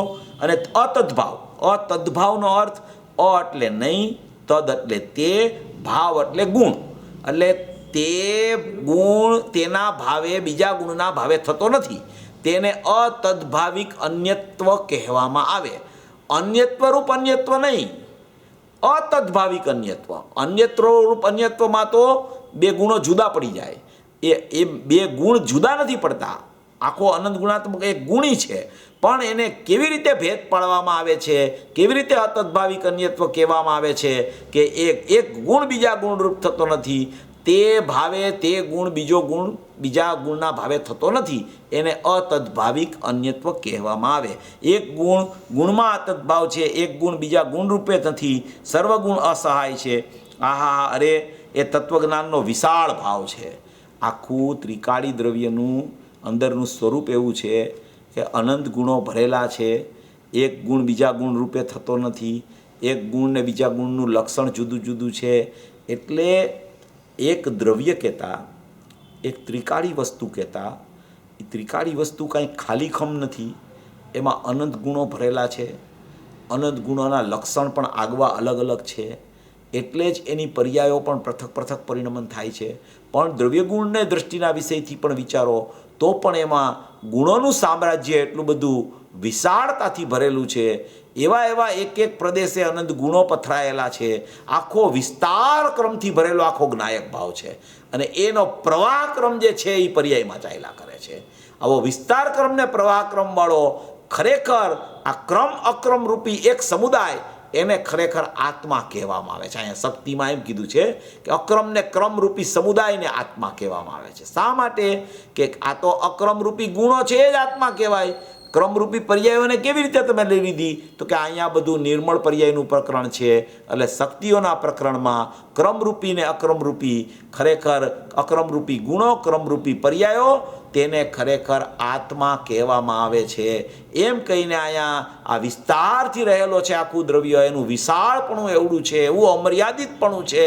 અને ક્રમે ક્રમે પ્રવાહ ક્રમમાં પર્યાયોનો ઉત્પાદ વ્યય થયા કરે છે. જે પ્રકારે અંદરમાં ગોઠવાયેલી પર્યાયો અંદર પડેલી છે એ જ પ્રકારે એના પ્રવાહક્રમમાં એ પર્યાયોના ઉત્પાદ વ્યય આવ્યા કરે છે. એટલે આ વિભાવ પણ કેમ થયો, કે આ કેમ આ સમ્યક હજી નથી થતું, એવો પ્રશ્ન જ ઉપસ્થિત ન થવો જોઈએ. કારણ કે એનો ક્રમરૂપી પ્રવાહ અંદર જે પડ્યો છે એ પ્રવાહ ક્રમમાં જ પર્યાયોનો ઉત્પાદ થાય છે. એના માટે 99 ગાથા, 100 ગાથા, 101 ગાથા પ્રવચન સારની છે. જેને આનો વિષય સમજવો હોય એને એ વાંચવું તો એમાં કેટલો બધો વિસ્તાર પૂજ્ય ગુરુદેવશ્રીએ કરેલો છે. ઉત્પાદ વ્યયને ધ્રુવની સત્તાને સત તરીકે કેવી રીતે સિદ્ધ કરેલી છે, નિરપેક્ષપણે કેવી રીતે કરેલી છે. ઘણા વર્ષો પહેલાં એક સમ્યક પ્રભા કરીને એક નાની એવી બુક પાર પડેલી, એમાં ખરેખર 9900 ને 101 ગાથા છે, એ નેટ ઉપર છે. તો એ બુકમાં આખા એના પ્રવચનો, ખૂબ જૂના પ્રવચનો છે ગુરુદેવ કરેલા, એમાં આખો આ વિસ્તાર ક્રમ અને પ્રવાહ ક્રમની ચર્ચા ખૂબ સુંદર રીતે ભરેલી છે. કોઈને ઈચ્છા થાય તો વાંચવા જેવું છે, એ પુસ્તક વાંચવા જેવું છે. નાનું પુસ્તક છે, તો 2-3 દિવસમાં વચાઈ જાય જો કોઈને ભાવ આવે તો એવો આ વિસ્તાર અને પ્રવાહ ક્રમ, એવો એક આખો આત્મા જેમ આમાં શક્તિમાં બતાવે છે, એવો જ એક આત્મા એમાં 9900 ને 101 ગાથામાં બતાવ્યો છે. વિભાવની કોઈ વાત નથી ત્યાં તો સમુદાયને આત્મા કીધો છે. એવો આ વિશાળ તત્વજ્ઞાનનો વિશાળ ભાવ છે. આ તત્વજ્ઞાનનો વિશાળ ભાવ છે. લોકો બહારથી અટકી ગયા, આ વાત તો સમજવી નથી અને બહારથી કરીને જિંદગી કાઢી નાખે છે. માણસને માણસપણું મળ્યું અને છતાં જ્ઞાયક તે શું ચીજ છે અને અનુભવે જાણે નહીં, તો એ મનુષ્યપણું ન મળ્યું અને ઢોરને મળ્યું નથી અને આને મળ્યું છે. બેય નકામા ગયા. મનુષ્ય પર્યાય આત્માને સમજવા માટે જ મળે છે. મનુષ્ય પર્યાય બીજા કોઈ કાર્ય માટે નથી મળતી. મનુષ્યપણું મળ્યું એટલે સમજી લેવું કે આત્માને સમજવાની લાયકાત ખુલી ગઈ એની, એટલે એને સંગની પંચેન્દ્રિયપણું મળ્યું, વિવેકની જાગૃતિ આવી ગઈ, એવો મનુષ્ય અવતાર મળ્યો. અને કોઈ મહાભાગ્ય મનુષ્યપણું મળે છે. જોકે એને મળી ગયું છે તો અનંતવાર, અનાદિકાળનો જીવ છે એટલે, પણ કોઈ મનુષ્યપણું આ કાળમાં મળ્યું છે. આવા જ્ઞાનીઓના યોગ થયા, ગુરુદેવનો યોગ થયો, અને મનુષ્યપણાની સાર્થકતા કેવી રીતે થાય તો કે પોતાના આત્મ સ્વભાવને જેવો છે એવો ઓળખવાનો પુરુષાર્થ કરે તો જ ખરેખર મનુષ્યપણાની સાર્થકતા છે. બાકી તો બીજી ગતિવાળાને મનુષ્યપણું નથી મળ્યું, એ મનુષ્ય ગતિ માટે તરસતા હોય છે. દેવો પણ મનુષ્ય ગતિ માટે તરસતા હોય છે કે અમને મનુષ્ય ગતિ ક્યારે મળે, અમારે દેવમાં નથી રહેવું. ત્યાં સુધીની દેવોની વાંછા હોય છે મનુષ્ય થવા માટેની. અને આ મનુષ્યપણું જીવને મળ્યું છતાં મનુષ્યપણાની સાર્થકતા પ્રગટ ન કરે, એને ઉપાય કરી અને પોતાના આત્મામાં નો ખરેખર ભેળવે તો ખરેખર મનુષ્યપણાનો કોઈ અર્થ રહેતો નથી. માંડ ભાગ્ય યોગે મનુષ્યપણું મળે છે. એટલે કે છે કે ઢોરને મળ્યું નથી ને આને મળ્યું છે, બેય નકામા ગયા. પછી કે છે, પછી એક ચર્ચા પાછી આવે છે 2 દ્રવ્યની ભિન્નતાવાળી. એટલે ધજાને પવન અડતો નથી અને ધજા હલે છે. એ હલે છે એ પવનને અડતી નથી અને પવન એને અડતો નથી. એકબીજાના અભાવ સ્વભાવ સ્વરૂપ છે. હવે ધજા, પવન ન આવે તો ધજા ઊભી રહી જાય, પવન આવે એટલે ધજા હલવા માંડે. અને અહીંયા એમ કહે છે કે ધજાને પવન અડતો નથી અને ધજા હાલે છે. હવે આમાં કેવી રીતે વિચાર કરવો તો કે સ્વતંત્રતાથી વિચાર કરવો, નિમિત્ત નૈમિત્તિક સંબંધથી જ્ઞાન કરવું અને ઉપાદાનની સ્વતંત્રતાથી વિચાર કરવો. નિમિત્ત નૈમિત્તિક સંબંધનું જ્ઞાન કોને થાય કે જેને ઉપાદાનથી વિચાર ચાલતો હોય તેને ખરેખર નિમિત્ત નૈમિત્તિક સંબંધનું જ્ઞાન થાય. જેને ઉપાદાનથી વિચાર ન ચાલે એને નિમિત્ત નૈમિત્તિક સંબંધમાં કર્તા બુદ્ધિ જન્મ લે. અને જેને ઉપાદાનનો વિશ્વાસ આવે કે પહેલાં સત સિદ્ધ કરે કે ધજા આવેલી છે તો એ ધજા પોતાની પરિણમનની ક્રિયાથી હલનચલન થયું છે. એનું ધજાનું હલવું એની પોતાની પરિણમન ક્રિયાથી થયું છે, એની પર્યાયમાં પરિણમન થયું છે. પવન નિમિત્ત છે, પવનને કારણે નથી ધજા આવેલી. એમ પહેલાં ધજાના ઉપાદાનથી ધજાને જોવે, સ્વતંત્ર પરિણમનથી પહેલાં ઉપાદાનથી વિચાર કરે, ષટકારકથી એની સ્થિતિ પહેલાં વિચાર કરી લઈએ, પછી એને એમ થાય કે આ ધજા ક્યારની હલતી નહોતી અને હમણાં પાછી બંધ થઈ ગઈ હલવાની, પછી ફરી પાછી હલવા માંડી, ત્યારે એને નિમિત્ત નૈમિત્તિક સંબંધના જ્ઞાનનો વિચાર આવે. પહેલાં તો એણે દરેક પદાર્થને, પરિણમનને ખરેખર સ્વતંત્રતાથી, સ્વાધીનતાથી, સતપણે, ષટકારકથી, એની યોગ્યતાથી વિચારતા શીખવું જોઈએ તો એ જીવ ખરેખર ઉપાદાનમાં આવી જાય છે. ઉપાદાનવાળો ક્યારેય ખરેખર નિમિત્તમાં ફસાતો નથી. કે જેને ઉપાદાનની શક્તિનો વિશ્વાસ આવી જાય છે એને ખરેખર નિમિત્ત સાપેક્ષ પરિણમન હોવા છતાં એવું પરિણમન પણ એને ઉપાદાનથી દેખાય છે. ભલે નિમિત્ત સાપેક્ષ પરિણમન અત્યારે ચાલતું હોય, ભલે રાગના પરિણામના અહીંયા પરિણમન થયું અને બહારમાં ચારિત્ર મોનીનો ઉદય હોય ને અહીં રાગ થતો હોય, ભલે અહીંયા બહારમાં દર્શન મોનીનો ઉદય હોય તો અહીંયા શ્રદ્ધાનું પરિણમન વિપરીત મિથ્યાત્વ રૂપે થતું હોય, પણ એ એમ જોવે છે કે મિથ્યાત્વનો પર્યાય પણ સ્વતંત્ર છે અને રાગનો પર્યાય પણ સ્વતંત્ર છે. બધી પર્યાયો થવા યોગ્ય થાય છે, સટકારકથી થાય છે. આ થવા યોગ્ય થાય છે જેને બેસી જાય છે એને ખરેખર જાણનારો જણાયા વગર રહેતો નથી. એ ખરેખર આત્મામાં ગરકાવ થઈ જાય છે. એ નિમિત્ત નૈમિત્તિક સંબંધ તોડી અને ખરેખર પોતાના સ્વરૂપમાં આરૂઢ થવા માટેના પુરુષાર્થે ચડી જાય છે. કારણ કે જેને ખરેખર સતપણું બેસે છે એને ખરેખર નિમિત્તની ઉપાધિઓ દૂર થઈ જાય છે અને એ પર્યાયને જોવે છે તો સતથી જોવે છે. એનો અર્થ જ એમ છે કે એનો કોઈ કરનાર નથી, એ પોતાના સટકારકના પરિણમનથી થઈ છે. એટલે ધજા હાલી છે એ પોતાના સ્વતંત્ર ક્ષણિક ઉપાદાનથી હલનચલન એનું થયું છે. કોઈ એને હલાવી શકતું નથી. ગમે તેટલો પવન આવે તો પણ ખરેખર ધજાને ન હલવું હોય તો એને હલાવી શકનાર કોઈ પવન નથી હોતો. એવી કોઈ સ્થિતિ ઉપાદાનગત યોગ્યતા એમાં એવી હોય છે. એવું સ્વતંત્ર પરિણમન જેને વિચારમાં આવી જાય છે એ જીવ નિમિત્ત નૈમિત્તિક સંબંધથી જુદો પડી જાય છે અને ઉપાદાનમાં આવી જાય છે. એટલે કે છે ધજાને પવન અડતો નથી અને ધજા હલે છે એ પવનને અડતી નથી. જો એકબીજાને અભાવ છે બેયને, હવાને ધજા સાથે સંબંધ નથી, ધજાને હવા સાથે સંબંધ નથી, બેમાં અત્યંત ભાવ છે, અત્યંત ભાવ. કોઈ એકબીજાને સ્પર્શતા જ નથી, કોઈ એકબીજા રૂપ થતા નથી. એકબીજા રૂપ થતા નથી એટલે ધજા જુદી છે ને પવન જુદો છે એમ કહેવા માગે છે. એ હલે છે, એ પવનને અડતી નથી, પવન એને અડતો નથી. એકબીજાના અભાવ સ્વભાવ સ્વરૂપ છે, એકબીજાના અભાવ સ્વભાવ સ્વરૂપ છે. આ બધી નિમિત્ત ઉપાદાનની ચર્ચાઓ એવી છે કે ખરેખર નિમિત્ત ઉપાદાનની ચર્ચા પણ જો જીવને યથાર્થ બેસી જાય ને તો ખરેખર એનું પરિણમન છે એ સીધું સ્વસન્મુખ થઈ જાય. ખરેખર નિમિત્તનું લક્ષ છૂટે ત્યાં જ પર્યાય ખરેખર દ્રવ્ય તરફ ચાલી જાય છે. નિમિત્તનું લક્ષ છૂટ્યું જ્યાં કે પર્યાય દ્રવ્યમાં ગઈ ત્યાં. આપણે ગયા બુધવારે એક ચર્ચા લીધી હતી ને કે ભાઈ પર્યાયને ભિન્ન કેવી બહુ સરળ છે કહી દેવી. કેવી માનવી અને કેવીમાં ફરક છે બહુ મોટો. સર્વથા ભિન્ન, પર્યાય મારાથી ભિન્ન છે, પર્યાય મારાથી ભિન્ન છે, હું દ્રવ્ય છું. એ કહેવામાં બહુ એને એટલો બધો પુરુષાર્થ નથી કરવો પડતો. કહેવામાં કહું છું, કહેવામાં એમાં એટલો પુરુષાર્થ નથી કરવો પડતો. હવે આ શરીરમાં કોઈ તકલીફ ચાલુ થાય. પર્યાયમાં અત્યારે શું છે? મિથ્યાત્વ અને રાગ ચાલે છે. એ પર્યાયનો વિભાવ છે. તો એ વિભાવ છે એને ભિન્ન કહેવો બહુ સરળ છે. એને જીવ કહી દે છે કે વિભાવ મારો નથી, આ પરિણમન મારું નથી, હું તો સ્વભાવ છું, હું તો ત્રિકાળી દ્રવ્ય છું. હવે શરીરમાં રોગ આવ્યો, શરીરની પ્રતિકૂળતા આવી, શરીરમાં કોઈ પ્રોબ્લેમ ચાલુ થયો.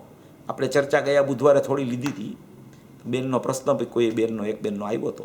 શરીરની કોઈ ક્રિયા થઈ સમજો, શરીરમાં કોઈ રોગ આવી ગયો તો આ મિથ્યાત્વ છે ને એને તો ભિન્ન કહી દેશે, પણ શરીરના રોગમાં એટલો બધો એકત્વ બુદ્ધિ કરી લેશે, એટલો બધો આળોટ આવી જશે, એટલો બધો દેહાધ્યાસ ચાલે છે જીવને કે પર્યાય તો દેખાતી નથી. ખરેખર તો દ્રવ્ય દેખાતું નથી ને પર્યાય દેખાતી નથી. એમાં ભિન્ન કે અભિન્ન કે સર્વથા ભિન્ન કે હું દ્રવ્ય છું એમ કે એમાં કાંઈ એને બહુ પુરુષાર્થ નથી એટલો બધો. આ શરીરથી જુદું પડવું કે આ શરીર મારી વસ્તુ નથી, જ્યારે શરીરમાં તકલીફ ના કાઢે, પ્રતિકૂળ ના કાઢે. એટલે છઠ્ઠી ગાથામાં લખ્યું, છઠ્ઠી ગાથામાં એટલે લખ્યું, પહેલા જ પેરેગ્રાફમાં લખ્યું. છઠ્ઠી ગાથા તો દ્રષ્ટિના વિષયની છે, જ્ઞાયક ભાવ બતાવવો છે. એમાં પ્રમત અપ્રમત નથી એમ બતાવવું છે. પ્રમત અપ્રમતમાં કયા ગુણસ્થાનની કઈ પર્યાય બાકી રહી? 1 થી 6 ને 7 થી 14 બધા ગુણસ્થાનો આવી ગયા, સિદ્ધની પર્યાયો આવી ગઈ. એવો પ્રમત અપ્રમતથી જુદો એક જ્ઞાયક ભાવ ત્યાં બતાવવો છે. હવે એ જ્ઞાયક ભાવ તો એણે પહેલા બતાવ્યો કે પ્રમત અપ્રમત નથી અપ્રમત કે પ્રમત નથી, જે એક જ્ઞાયક ભાવ છે એ બતાવ્યો. પણ એ લખતા કોણ જાણે આચાર્ય ભગવાનને એવો વિચાર આવી ગયો, અમૃતચંદ્ર આચાર્ય દેવને, કે એણે એક લાઈન લખી નાખી એમાં કે સમસ્ત અન્ય દ્રવ્યોના સમસ્ત અન્ય દ્રવ્યોના હો, અન્ય દ્રવ્યોમાં રાગ ના આવે, એમાં રાગ તો એની પર્યાયમાં છે. અન્ય દ્રવ્યમાં તો પૂદગલ, ધર્મ, અધર્મ, આકાશ, કાળ આવે અને અન્ય જીવ આવે. સમસ્ત અન્ય દ્રવ્યોના ભાવો, એના પણ ભાવો, એનાથી ભિન્નપણે જ્યારે ઉપાસના પોતાના જ્ઞાયક ભાવની થાય, સમસ્ત અન્ય દ્રવ્યના ભાવોથી ભિન્નપણે ઉપાસવામાં આવતો શુદ્ધ કહેવામાં આવે છે. અન્ય દ્રવ્યમાં આ શરીર આવી ગયું, આ પૂદગલ આવી ગયું, એટલે એણે એમ લખ્યું કે આ સમસ્ત અન્ય દ્રવ્યના ભાવોથી ભિન્નપણે ઉપાસના પોતાના જ્ઞાયકથી કરે ત્યારે એને શુદ્ધ કહેવામાં આવે છે.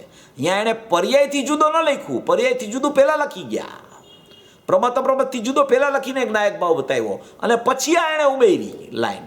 તો ગુરુદેવે એના પ્રવચનમાં સ્પષ્ટતા કરી કે અહીંયા છે ને વિકારી ભાવ ન લેવો, અહીંયા અન્ય દ્રવ્યના ભાવની ચર્ચા છે, પૂદગલની ચર્ચા છે, બીજા દ્રવ્યની ચર્ચા છે. એટલે આ જે આ સંયોગમાં છે ને એક ક્ષેત્રાવગાહે આ શરીર છે ને એ, એટલે આપણે ગયા બુધવારે તો ઓલો શ્રીમદજીની ચર્ચા ચાલતી હતી, એમાંથી આ ચર્ચા નીકળી હતી કે ભાઈ દેહાધ્યાસ એણે ખૂબ છોડાવ્યો. દેહાધ્યાસ શા માટે છોડાવ્યો? કે કોઈ પણ જીવ એક ઇન્દ્રિય વગરનો તો ક્યારેય રહ્યો નથી, દેહ વગરનો ક્યારેય રહ્યો નથી. એટલે એને અનાદિનો પરિચય દેહનો છે, અનાદિનો પરિચય દેહનો છે, દેહના પરિચય વગરનો કોઈ જીવ નથી. એટલે એને દેહાધ્યાસ છોડાવ્યો કે તું દેહાધ્યાસ છોડ, શરીરથી જુદો છું એમ પેલા પુરુષાર્થ કર માનવાનો. પર્યાયથી જુદો છું એ તો બહુ અગત્યની વાત છે, બહુ અંદરની વાત છે, બહુ સૂક્ષ્મ વાત છે. એ તો ગુરુદેવે ખોયલું બધું કે ભાઈ આ શરીરથી જુદો એ પણ પર્યાયથી જુદો પડે ત્યારે ખબર પડે છે. એ તો ગુરુદેવે વિસ્તાર કર્યો. પણ એકત્વ બુદ્ધિનું પ્રકરણ જ્યારે ચાલતું હોય છે ત્યારે શરીરની એકત્વ બુદ્ધિ જીવની એવી હોય છે કે એનાથી જુદો જ પડી નથી શકતો. એટલે એના લક્ષ્ય અહીંયા વિકાર થાય છે, એના લક્ષ્ય અહીંયા વિભાવ થાય છે, અન્ય દ્રવ્યના લક્ષ્ય અહીંયા વિભાવ અને પરિણમન અશુદ્ધ થયા કરે છે. એ અન્ય દ્રવ્યોથી જુદો પડી જાય તો સીધો ત્રિકાળી દ્રવ્યમાં આવે તો અહીંયા ઉત્પત્તિ જ વિભાવ ભાવોની ન થાય અને અન્ય દ્રવ્યના ભાવોથી ભિન્નપણે ઉપાસવામાં આવતો પોતે શુદ્ધ છે એમ એને ખ્યાલમાં આવી જાય. એટલે આ એક વસ્તુ એવી છે કે એ અહીંયા કીધું ને કે ભાઈ અહીંયા કહે છે કે દવાનું શું કામ છે. હવે વિષય આવે છે દવાનું શું કામ, તો કે દવાનું શું, એ તો ધૂળે થતી નથી. દવાની પર્યાય આ ડૉક્ટર તમારા પૂછે છે દવાનો એક રચકણ બીજા રચકણને અટતો નથી, એ દવાનો એક રચકણ શરીરના રચકણને અટતો નથી. આહા આવું તત્વ છે. શું કહે છે? દવા ખાવી કે નહીં? તો કે કોણ ખાય છે? દવા ખાવી કે નહીં? તો કે કોણ પણ ખાય છે દવા. આ ગુરુદેવની બધી વાત આત્માથી આવે. કોઈને એમ થાય કે શરીરમાં દવા તો ખાય જ છે નહીં, તો કે પણ એ ખાય છે કોણ? આત્મા થોડો ખાય છે. આત્મા તો એની પર્યાયમાં જ્ઞાન કરે છે. આત્મા ક્યાં ખાય છે? આત્મા ક્યાં રચકણને સ્પર્શે છે? વૈરાગ્યની વાત પણ પૂજ્ય ગુરુદેવ શ્રીની કોઈ અલૌકિક હોય અને એ વૈરાગ્યમાં પણ સ્વતંત્રતા નીતરતી હોય. જો દવાને રચકણને જુદા પાડે છે કે દવાનો રચકણ પણ એક રચકણ બીજા રચકણને અડતો નથી, એમાં પણ સ્વાધીનતા બતાવે છે.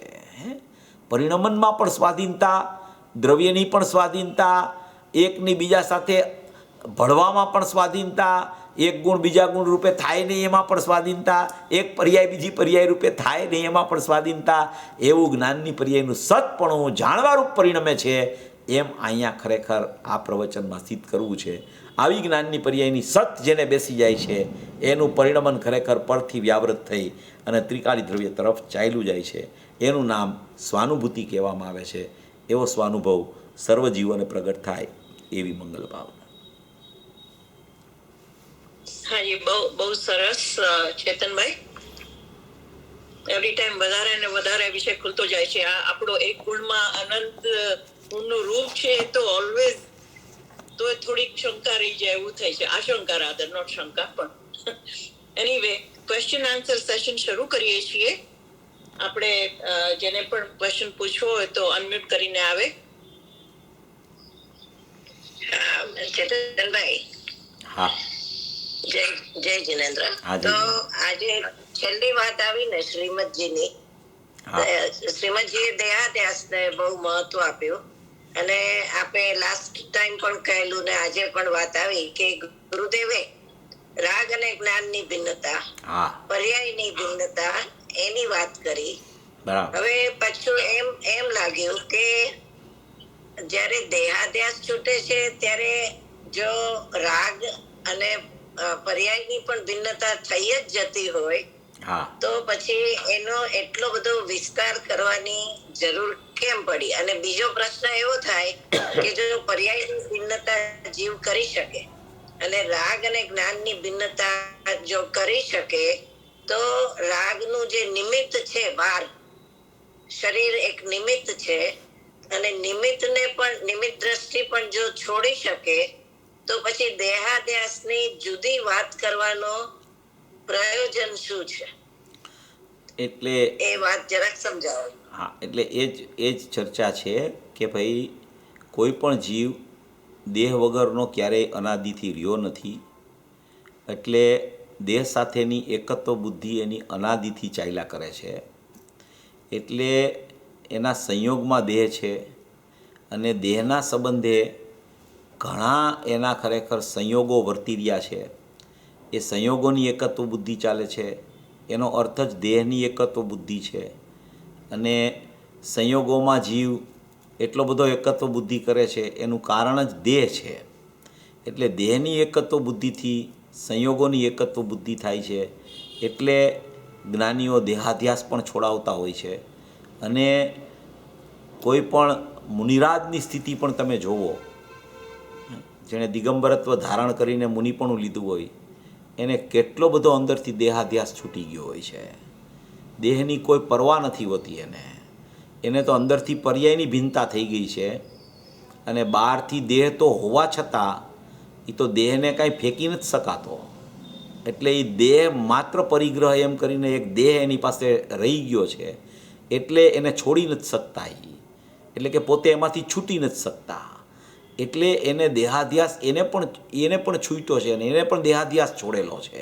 એમ કોઈ પણ જીવ અજ્ઞાની જીવ જ્ઞાની થાય છે ત્યારે એને દેહાધ્યાસ તો છૂટે જ છે. પણ જ્યારે દેહના લક્ષ્ય કોઈ પર્યાયમાં પરિણમન જ્યારે રાગાદી ભાવ સંયોગના લક્ષ્ય થતા હોય, એટલે મૂળિયું તો શું છે કે અંદરનું પર્યાયનું પરિણમન છે. એ પર્યાયના પરિણમનની મારો કહેવાનો તાત્પર્ય એમ છે કે પર્યાયના પરિણમનને જુદું બોલી દેવું એ એક જુદી વાત છે, અને પર્યાયના પરિણમનને જુદું જોવું અને જુદું માનવું એ એક જુદી વાત છે. એ બોલવું બહુ સરળ છે. શરીરના પરિણમનને જુદું એ રીતે કોઈ નથી બોલી શકતું, કારણ કે શરીરમાં કાંઈક પણ તકલીફ થાય છે ને તો તરત એને ખરેખર આકુળતા એટલી બધી વેદાતી હોય છે કે આપણને ખરેખર દેખાય છે પ્રત્યક્ષ, આપણા પ્રયોગથી સિદ્ધ થાય છે એ વસ્તુ. જ્યારે પર્યાયમાં ઘોર મિથ્યાત્વ ચાલી રહ્યું છે, અનાદિનો મિથ્યાત્વનો ખરેખર પરિણમન ચાલી રહ્યું છે. 7 વ્યસન કરતાં પણ પાપ મિથ્યાત્વનું બુરું કીધું છતાં એ મિથ્યાત્વ ચાલતું હોવા છતાં, અનાદિનું મિથ્યાત્વ હોવા છતાં એ મિથ્યાત્વ એનું ઢીલું પણ પડતું નથી. શા માટે ઢીલું નથી પડતું? એકત્વ બુદ્ધિને કારણે. એકત્વ બુદ્ધિ ક્યાં ચાલે છે? પરમાં એકત્વ બુદ્ધિ ચાલે છે. પરમાં એકત્વ બુદ્ધિ, રાગમાં એકત્વ બુદ્ધિ, એનું નામ જ મિથ્યાત્વ છે. એટલે આ વસ્તુ એવી છે કે કોઈ પણ જ્ઞાની જ્યારે પર્યાયથી ભેદ જ્ઞાનની પણ વાત કરતા હોય ત્યારે પણ એમાં દેહાધ્યાસની ભિન્નતા આવી જાય છે. કોઈ પણ જ્ઞાની દેહાધ્યાસ છોડાવવા વાતની વાત કરતા હોય ત્યારે પર્યાયની ભિન્નતા પણ એમાં આવી જાય છે. બે એક સાથે સમાયેલા છે. વિભાવ પર્યાય કયો કે તમે શરીર કયો, એમાં ખરેખર ફરક નથી. વિભાવ પર્યાય કયો કે શરીર કયો, બે ખરેખર એકરૂપ છે. કારણ કે વિભાવ હંમેશા શરીરના લક્ષ્ય જ થતો હોય છે. એટલે શરીરની એકત્વ બુદ્ધિ છોડાવે કે પર્યાયના વિભાવની એકત્વ બુદ્ધિ છોડાવે, એ પ્રકરણ તો બે એક છે. પણ આ શરીરમાં પ્રત્યક્ષ દેખાય છે એને કાંઈ પણ તકલીફ થાય તો. જ્યારે પર્યાયમાં મિથ્યાત્વ છે એને હજી ખ્યાલ નથી આવ્યો કે કેટલું બધું મિથ્યાત્વ ગાઢું થઈ ગયું છે. એટલે એમાંથી ખરેખર એની પર્યાય બુદ્ધિ છૂટતી નથી જલ્દી. દેહની એને ખરેખર એકત્વ બુદ્ધિ એવી રીતે છૂટી જાય, આ રોગ આવે કાંઈ પરિણામ, આ રોગના સ્થિતિ આવે અહીંયા, તો એમાં એને દેખાય કે આ છે ને આ મારી વસ્તુ નથી, આ જુદી વસ્તુ છે, આનાથી હું જુદો છું, એમ ખ્યાલ આવી શકે છે. એને પ્રત્યક્ષતાથી ભાન થાય છે. ઓલી પર્યાયમાં એ પ્રકારની પ્રત્યક્ષતા નથી ભાસતી. એટલે એને દેહાધ્યાસ છોડાવવા માટે શ્રીબદ્ધજીએ વાત ચર્ચા કરી છે. અને ગુરુદેવની તો આખી શૈલી જ દ્રવ્ય પર્યાય સ્વરૂપની જ હતી. આખી એને તો દિગંબરત્વમાં આગમનો સાર એમાંથી અધ્યાત્મ કાઢીને દ્રવ્યગુણ પર્યાયનું સ્પષ્ટીકરણ જ વિશેષ કર્યું કે પર્યાયની બુદ્ધિ છૂટશે તો દેહની બુદ્ધિ છૂટશે ને છૂટશે. એ પ્રકારે અંદરનો માલ એણે આપ્યો છે એકદમ. અને શ્રીમદ રાજચંદ્રજીએ આ દેહાધ્યાસ એને દેખાતી વસ્તુમાં જ્યારે એને એનાથી ભિન્નતા કરશે તો પર્યાયથી ભિન્ન થઈ જશે એમ કરીને એણે દેહાધ્યાસ છોડાવવાનું વર્ણન કર્યું છે. બધી વિભાવ કયો કે દેહાધ્યાસ કયો, બે એક જ વસ્તુ છે, એમાં કાંઈ ફરક નથી. એ રીતે વિચાર કરવું. દરેક જ્ઞાનીઓ અજ્ઞાની જીવને જ્ઞાની બનાવવા માટે, આત્માનું સ્વરૂપ ઓળખાવવા માટે, એને આત્માનો અનુભવ કરાવવા માટેની જ બધી ચર્ચા કરતા હોય છે. ચાહે દેહાધ્યાસ છોડાવવાની ચર્ચા હો, ચાહે પર્યાય બુદ્ધિ છોડાવવાની ચર્ચા હો, એમાં કાંઈ ફરક નથી. એ રીતે આપણે વિચારવું. બહુ સરસ. હાજી, બીજા કોઈને કઈ પ્રશ્ન છે? જય જીનેન્દ્ર, જય તમાર. હા જય જય. તમે પેલું નાના પુસ્તકનું નામ શું કહ્યું? સમ્યક પ્રભા. સમ્યક પ્રભા. અચ્છા, ઓકે. આત્મધર્મ ઉપર છે, મેં પ્રવચન ઉપર જોયું, એમાં નથી એટલે સમ્યક પ્રભા. ઓકે. હા, આત્મધર્મ.com ઉપર હશે અને વિતરાગવાણીમાં પણ હશે, બેયમાં છે લગભગ મારા ખ્યાલથી. અને તમે શરૂઆતમાં 3 વસ્તુની જુદાઈ કીધી. એક તમે એમ કહ્યું કે પરની એટલે એક જ્ઞાન ગુણથી બીજા ગુણોનો ભેદ. પછી તમે એક દ્રવ્ય ગુણથી બીજા ગુણનો ભેદ એવી રીતે કહ્યું. એ મને જરા 3 વસ્તુ રીતે ભેદ કીધું ને, એ મને જરા ફરીથી કહેશો? સમજાણું નહીં મને, તમારો અવાજ જરા પડઘો આવે છે, આમાં ખબર નથી પડતી. શું કહો છો તમે? સ્ટાર્ટિંગમાં તમે પરની તરીકે કહ્યું ને. અરુણાબેન, તમે જરા હાથમાં લઈ લો ને ફોન ને પછી વાત કરો તો કદાચ બેટર સમજાશે. સ્પીકર પર ગાડી ના આવે. કાંઈ વાંધો નહીં, બોલો બોલો બોલો.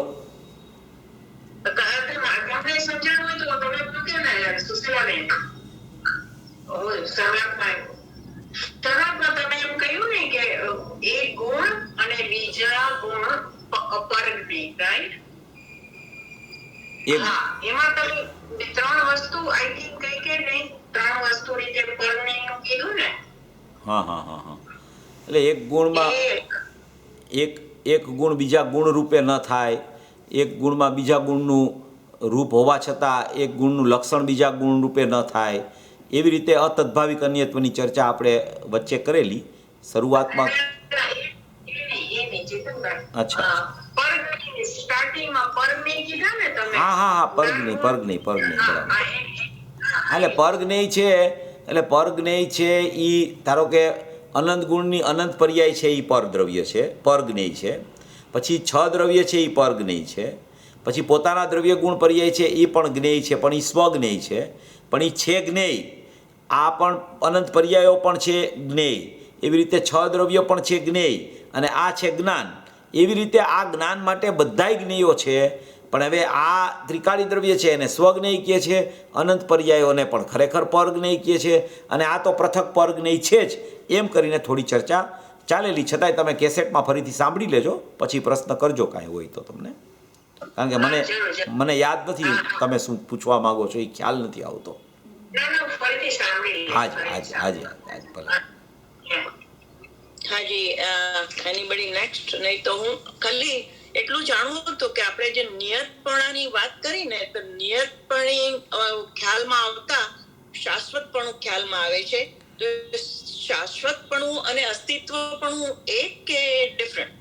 નિયતપણું ને નિત્યપણું કીધું મેં. ઓ સોરી, નિત્યપણું. ના, મેં લખ્યું છે નિત્યપણ. નિયત ખબર નહીં કેમ આવી ગયું, પણ નિત્યપણું. હા, નિત્યપણું કયો, શાશ્વતપણું કયો, તમે અસ્તિત્વ કયો, એ બધી વાત તો એકાર્થ છે. કારણ કે કોઈ શબ્દથી કોઈને અંદરમાં ખ્યાલ આવવા માંડે છે.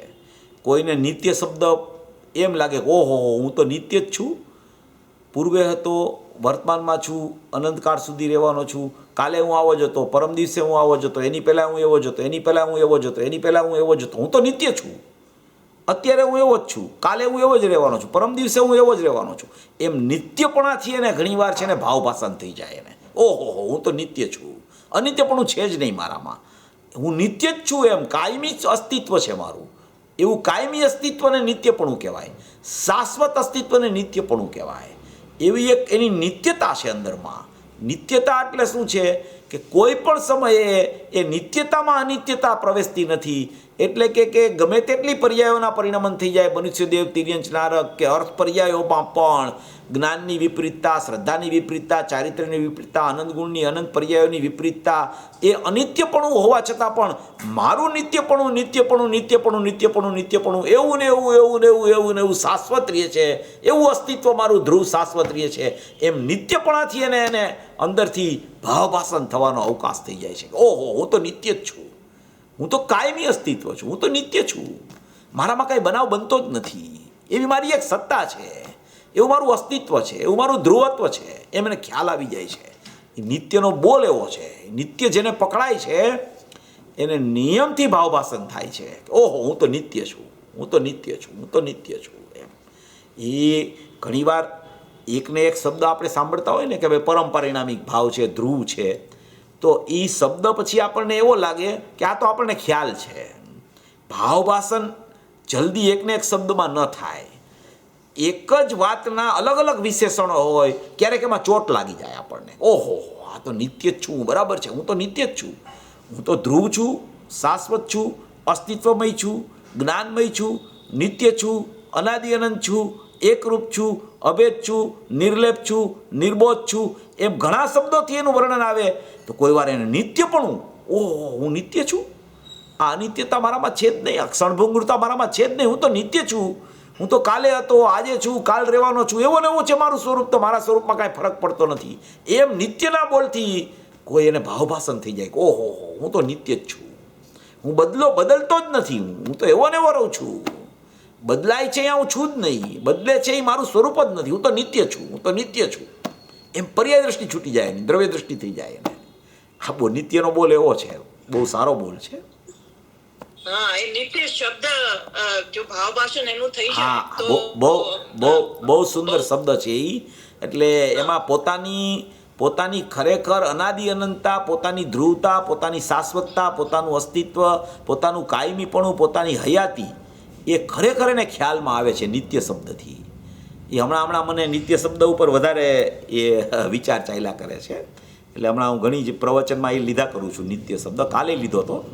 નિત્યપણું એ એવું અસ્તિત્વ છે કે એકવાર એને એ ખ્યાલમાં આવ્યું ને તો પછી એ નિત્યમાં એ અંદર ગયા વગર રહેતો જ નથી. નિત્યપણાનો ભાવ એવો છે, એવી સત્તા છે એ નિત્ય સત્તા. હા, એ બહુ સરસ છે. કોઈને પ્રશ્ન?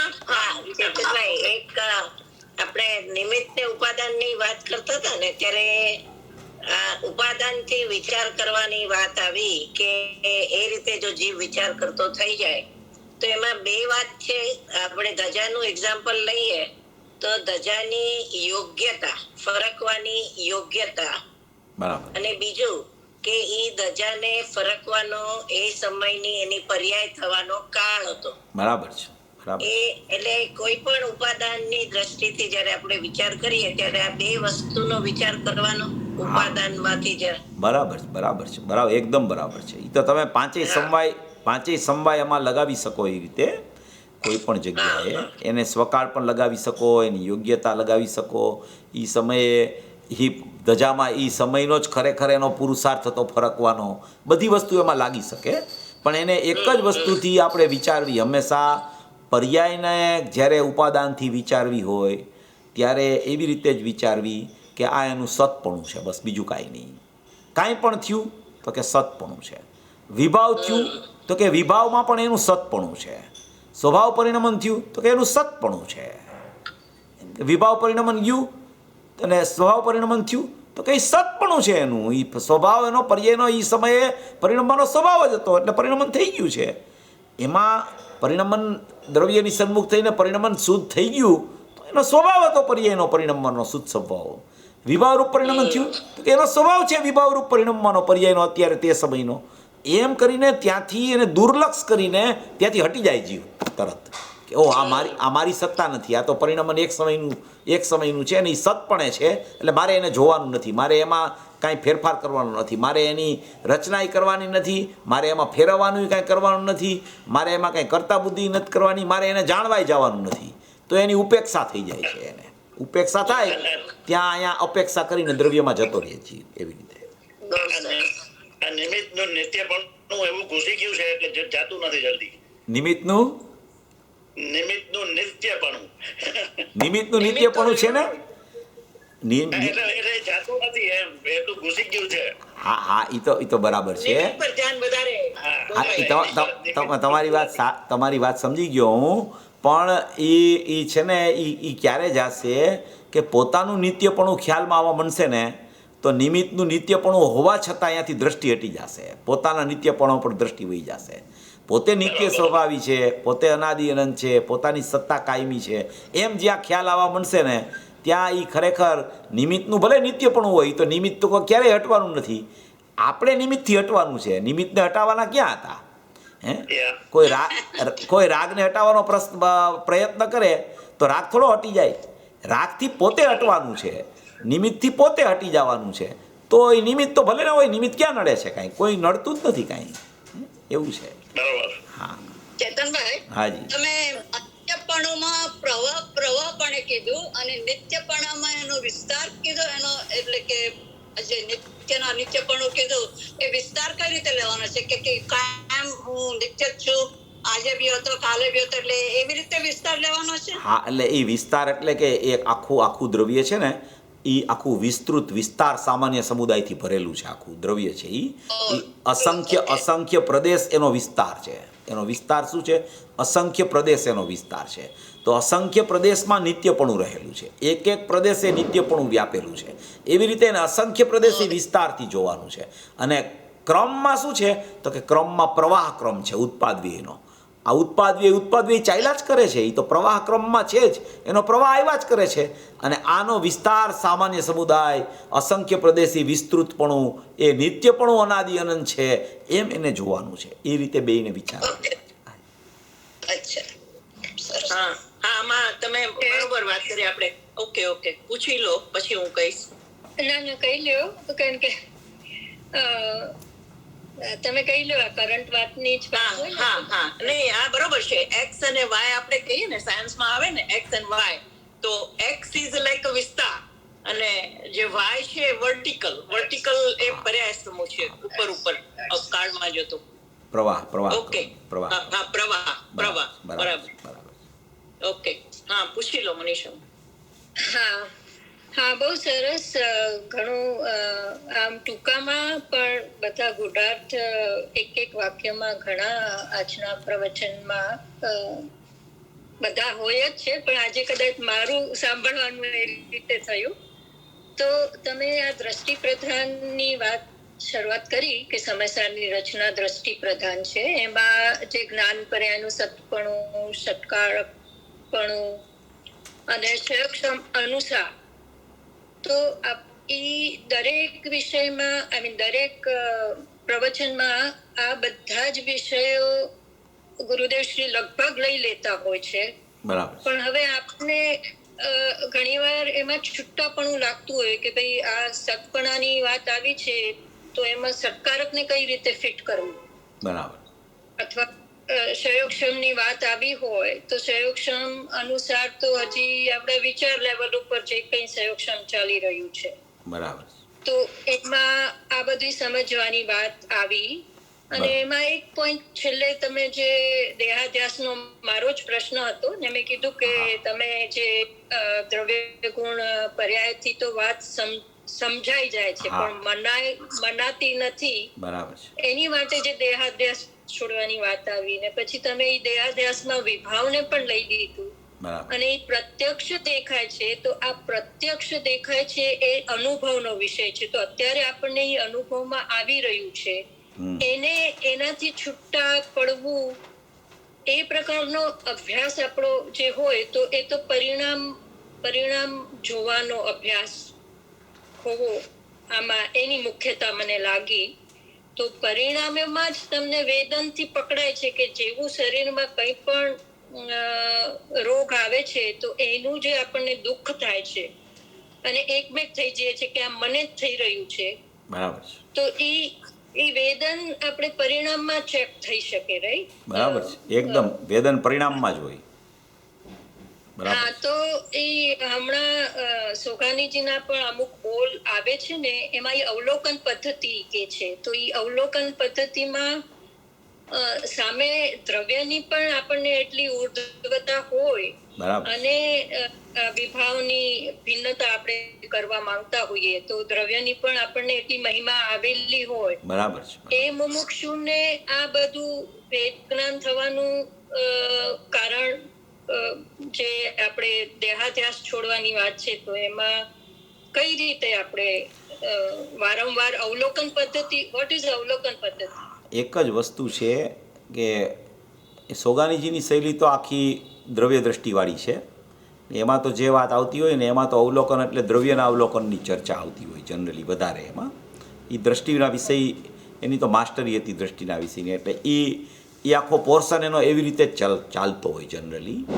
પણ એ એક જ વસ્તુ છે બેન કે કોઈ પણ સમયે ક્યારેય પણ કોઈ પણ વસ્તુ આપણી પકડમાં છે ને જ્ઞાનમાં આવે છે. પહેલામાં પહેલો આ વિષય છે, એને ખરેખર જ્ઞાન પકડાવવું જોઈએ કે આ બધું જે થાય છે ને એની ખબર મને જ્ઞાનમાં પડે છે. એ જ્ઞાનમાં ખબર પડીને જ્યાં ત્યાં એ જ્ઞાન જો એને ખ્યાલમાં આવી ગયું, જ્ઞાન એને પકડાવવા માંડ્યું, તો એનો મતલબ જ કે એ શરીરથી ને રાગથી જુદા પડવાનો પુરુષાર્થ એનો ચાલુ થઈ ગયો છે. એને ખરેખર પહેલાં દ્રવ્યનો મહિમા આવે, દ્રવ્યનો એને અવલંબન કરવાનો પુરુષાર્થ પણ ચાલતો હોય. દ્રવ્યની વાત જ્ઞાની કરતા હોય તો એ ગમતી પણ હોય, સારી લાગતી હોય કે મારું સ્વરૂપ આવું જ છે એમ પણ એને થાય અંદરથી. એ બધી મહિમાવંત ચર્ચા છે અને ખૂબ સારી ચર્ચા છે. કારણ કે દ્રષ્ટિનો વિષય જ્યાં સુધી ખ્યાલમાં નથી આવતો ત્યાં સુધી તો આ બધી વસ્તુ છે એ ગમે તેટલો અહીંયા પુરુષાર્થ કરે તો પણ લક્ષ ત્યાં ન જાય ત્યાં સુધી કાંઈ કામ થવાનું નથી. પણ ત્યાં લક્ષ જાતું નથી એનું કારણ શું છે કે ક્યાંક અટકેલો છે. કાં શરીરમાં અટકેલો છે, કાં પર્યાયના રાગાદી ભાવમાં અટકેલો છે, કાં કોઈ બાર સંયોગમાં અટકેલો છે. તો એ બધી વસ્તુ છે, એ બધી વસ્તુની ખબર એક જ્ઞાનમાં પડે છે. હવે એ જ્ઞાનની પર્યાય છે, એ જ્ઞાનની પર્યાયમાં એની ખબર પડે છે. એને પહેલાં ભિન્નતા ત્યાંથી જ્ઞાનની ભિન્નતા પહેલાં એને ખ્યાલમાં આવવી જોઈએ. પહેલાંમાં પહેલાં કે આ થાય છે ત્યારે મને જ્ઞાન થાય છે. આ બધું થયું, રાગ થયો તો મને જ્ઞાન થાય છે, શરીરમાં રોગ થયો મને જ્ઞાન થાય છે. એને પહેલાંમાં પહેલાં એ ખ્યાલ આવવું જોઈએ કે ભાઈ આ મને થાય છે શું, તો કે મને માત્ર જ્ઞાન થાય છે. એમ એને જ્ઞાનનો વિશ્વાસ પહેલાંમાં પહેલાં આવી જાય તો એને નિયમથી આ શરીરથી ને બીજી વિભાવરૂપ પર્યાયોથી પૃથકતા એને પહેલા પોઈન્ટે એટલે કે શરૂઆતમાં પણ એને આ રીતે ખ્યાલ આવવા માંડે છે. અને એ ખ્યાલ આવતા જ્ઞાનની ઉર્ધ્વતા થતાં એ જ્ઞાન અને શ્રદ્ધા ઢળી અને આત્મા તરફ ચાલ્યા જાય છે. આવો એક એનો વિભાગ છે. થોડું વિશેષ ચર્ચા આપણે પછી પ્રવચનમાં બી લઈ લેશું એક વખત.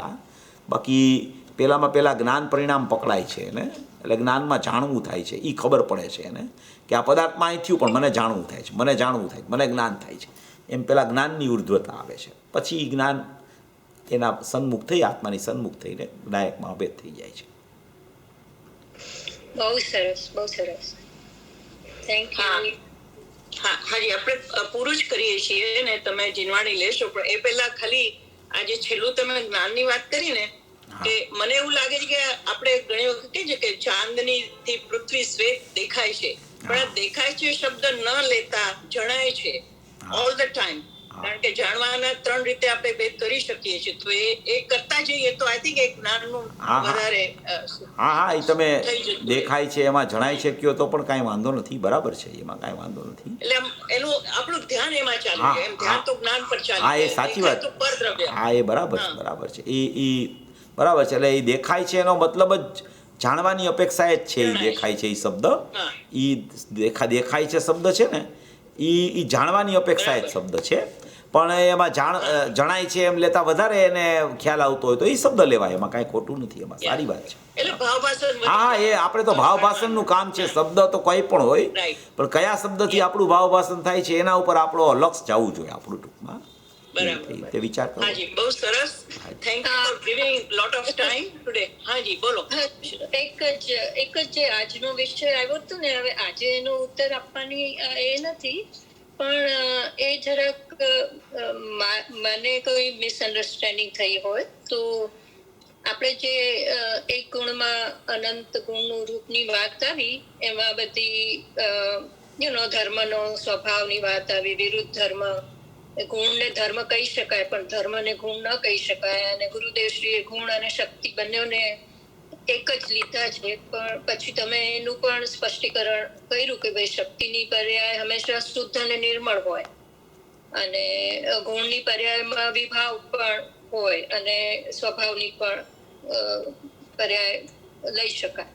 પણ એમાં જે છેલ્લે જે વાત આવી ને કે ગુણની પર્યાયમાં અશુદ્ધતા પોતાના ગુણની વિપરીતતા છે, અને ઈ એક ગુણ વિપરીત ચાલતું હોય એટલે શ્રદ્ધા ગુણનું, તો બધા જ ગુણ વિપરીત ચાલે છે. બરાબર છે.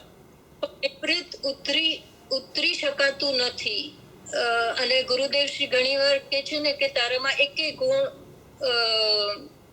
એ નથી, નથી એમ. એકે ગુણ અશુદ્ધ નથી એમ. અશુદ્ધ નથી. ગુણ અશુદ્ધ ન હોય, ગુણની પર્યાયની ચર્ચા છે. ગુણ તો અશુદ્ધ હોય જ નહીં ક્યારેય. ગુણનું પરિણમન થાય ને એ અપેક્ષાએ ચર્ચા હોય. તો કહેવાય એમ કે આટલા ગુણની અશુદ્ધતા છે, આટલા ગુણની અશુદ્ધતા છે. ગુણની અશુદ્ધતા એટલે પરિણમન, એમ પરિણમનની અશુદ્ધતા એમ. ગુણ તો અશુદ્ધ હોય જ નહીં ક્યારેય. ગુણની અશુદ્ધતા તો ગુણમાં અશુદ્ધ થાય તો દ્રવ્ય અશુદ્ધ થઈ ગયું, અશુદ્ધ દ્રવ્ય થઈ ગયું તો કોઈ પામે જ નહીં ક્યારેય કોઈ દિવસ. કોના લક્ષ્ય શુદ્ધતા પ્રગટ થાય? એટલે પર્યાય તો શુદ્ધ અને અશુદ્ધ એ બે રીતે હોય છે, એવી અન્ડરસ્ટેન્ડિંગ છે. પણ તમે જે વિપરીત ઉતરી શકતી નથી એ વાક્ય મને થોડો ખ્યાલ નહીં આવ્યો. હું હવે પછી સાંભળી લઈશ પાછું, તો મારી કઈ મિસ્ટેક ના. એટલે વિપરીતતા શ્રદ્ધાની વિપરીતતા હોય એટલે બધાય ગુણની વિપરીતતા સમજી લેવાની. કારણ કે શ્રદ્ધા જ્યાં સુધી સમ્યક ન થાય ત્યાં સુધી કોઈ પરિણમનને સમ્યકનું નામ ન આપી શકાય. જ્યારે શ્રદ્ધા સમ્યક થાય ત્યારે બધાય ગુણોનું એકદેશ શુદ્ધ પરિણમન થાય.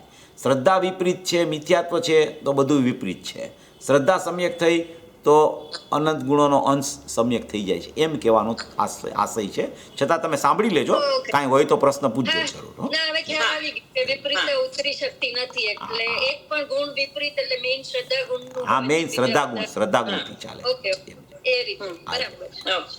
હાજી, બહુ thank you very much. Sorry અને તમારો બહુ ટાઈમ લઈ લીધો. હા, કાંઈ અને તમે આપ્યો, પણ હા હવે લઈ લઈએ. તમે લઈ લેશો.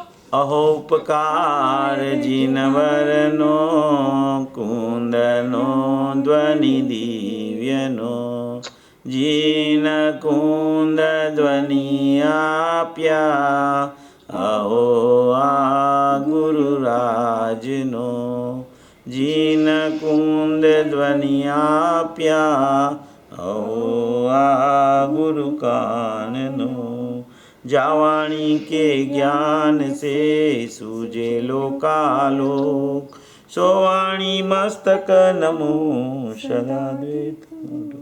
9 વાર નમો કરવાનું. નમો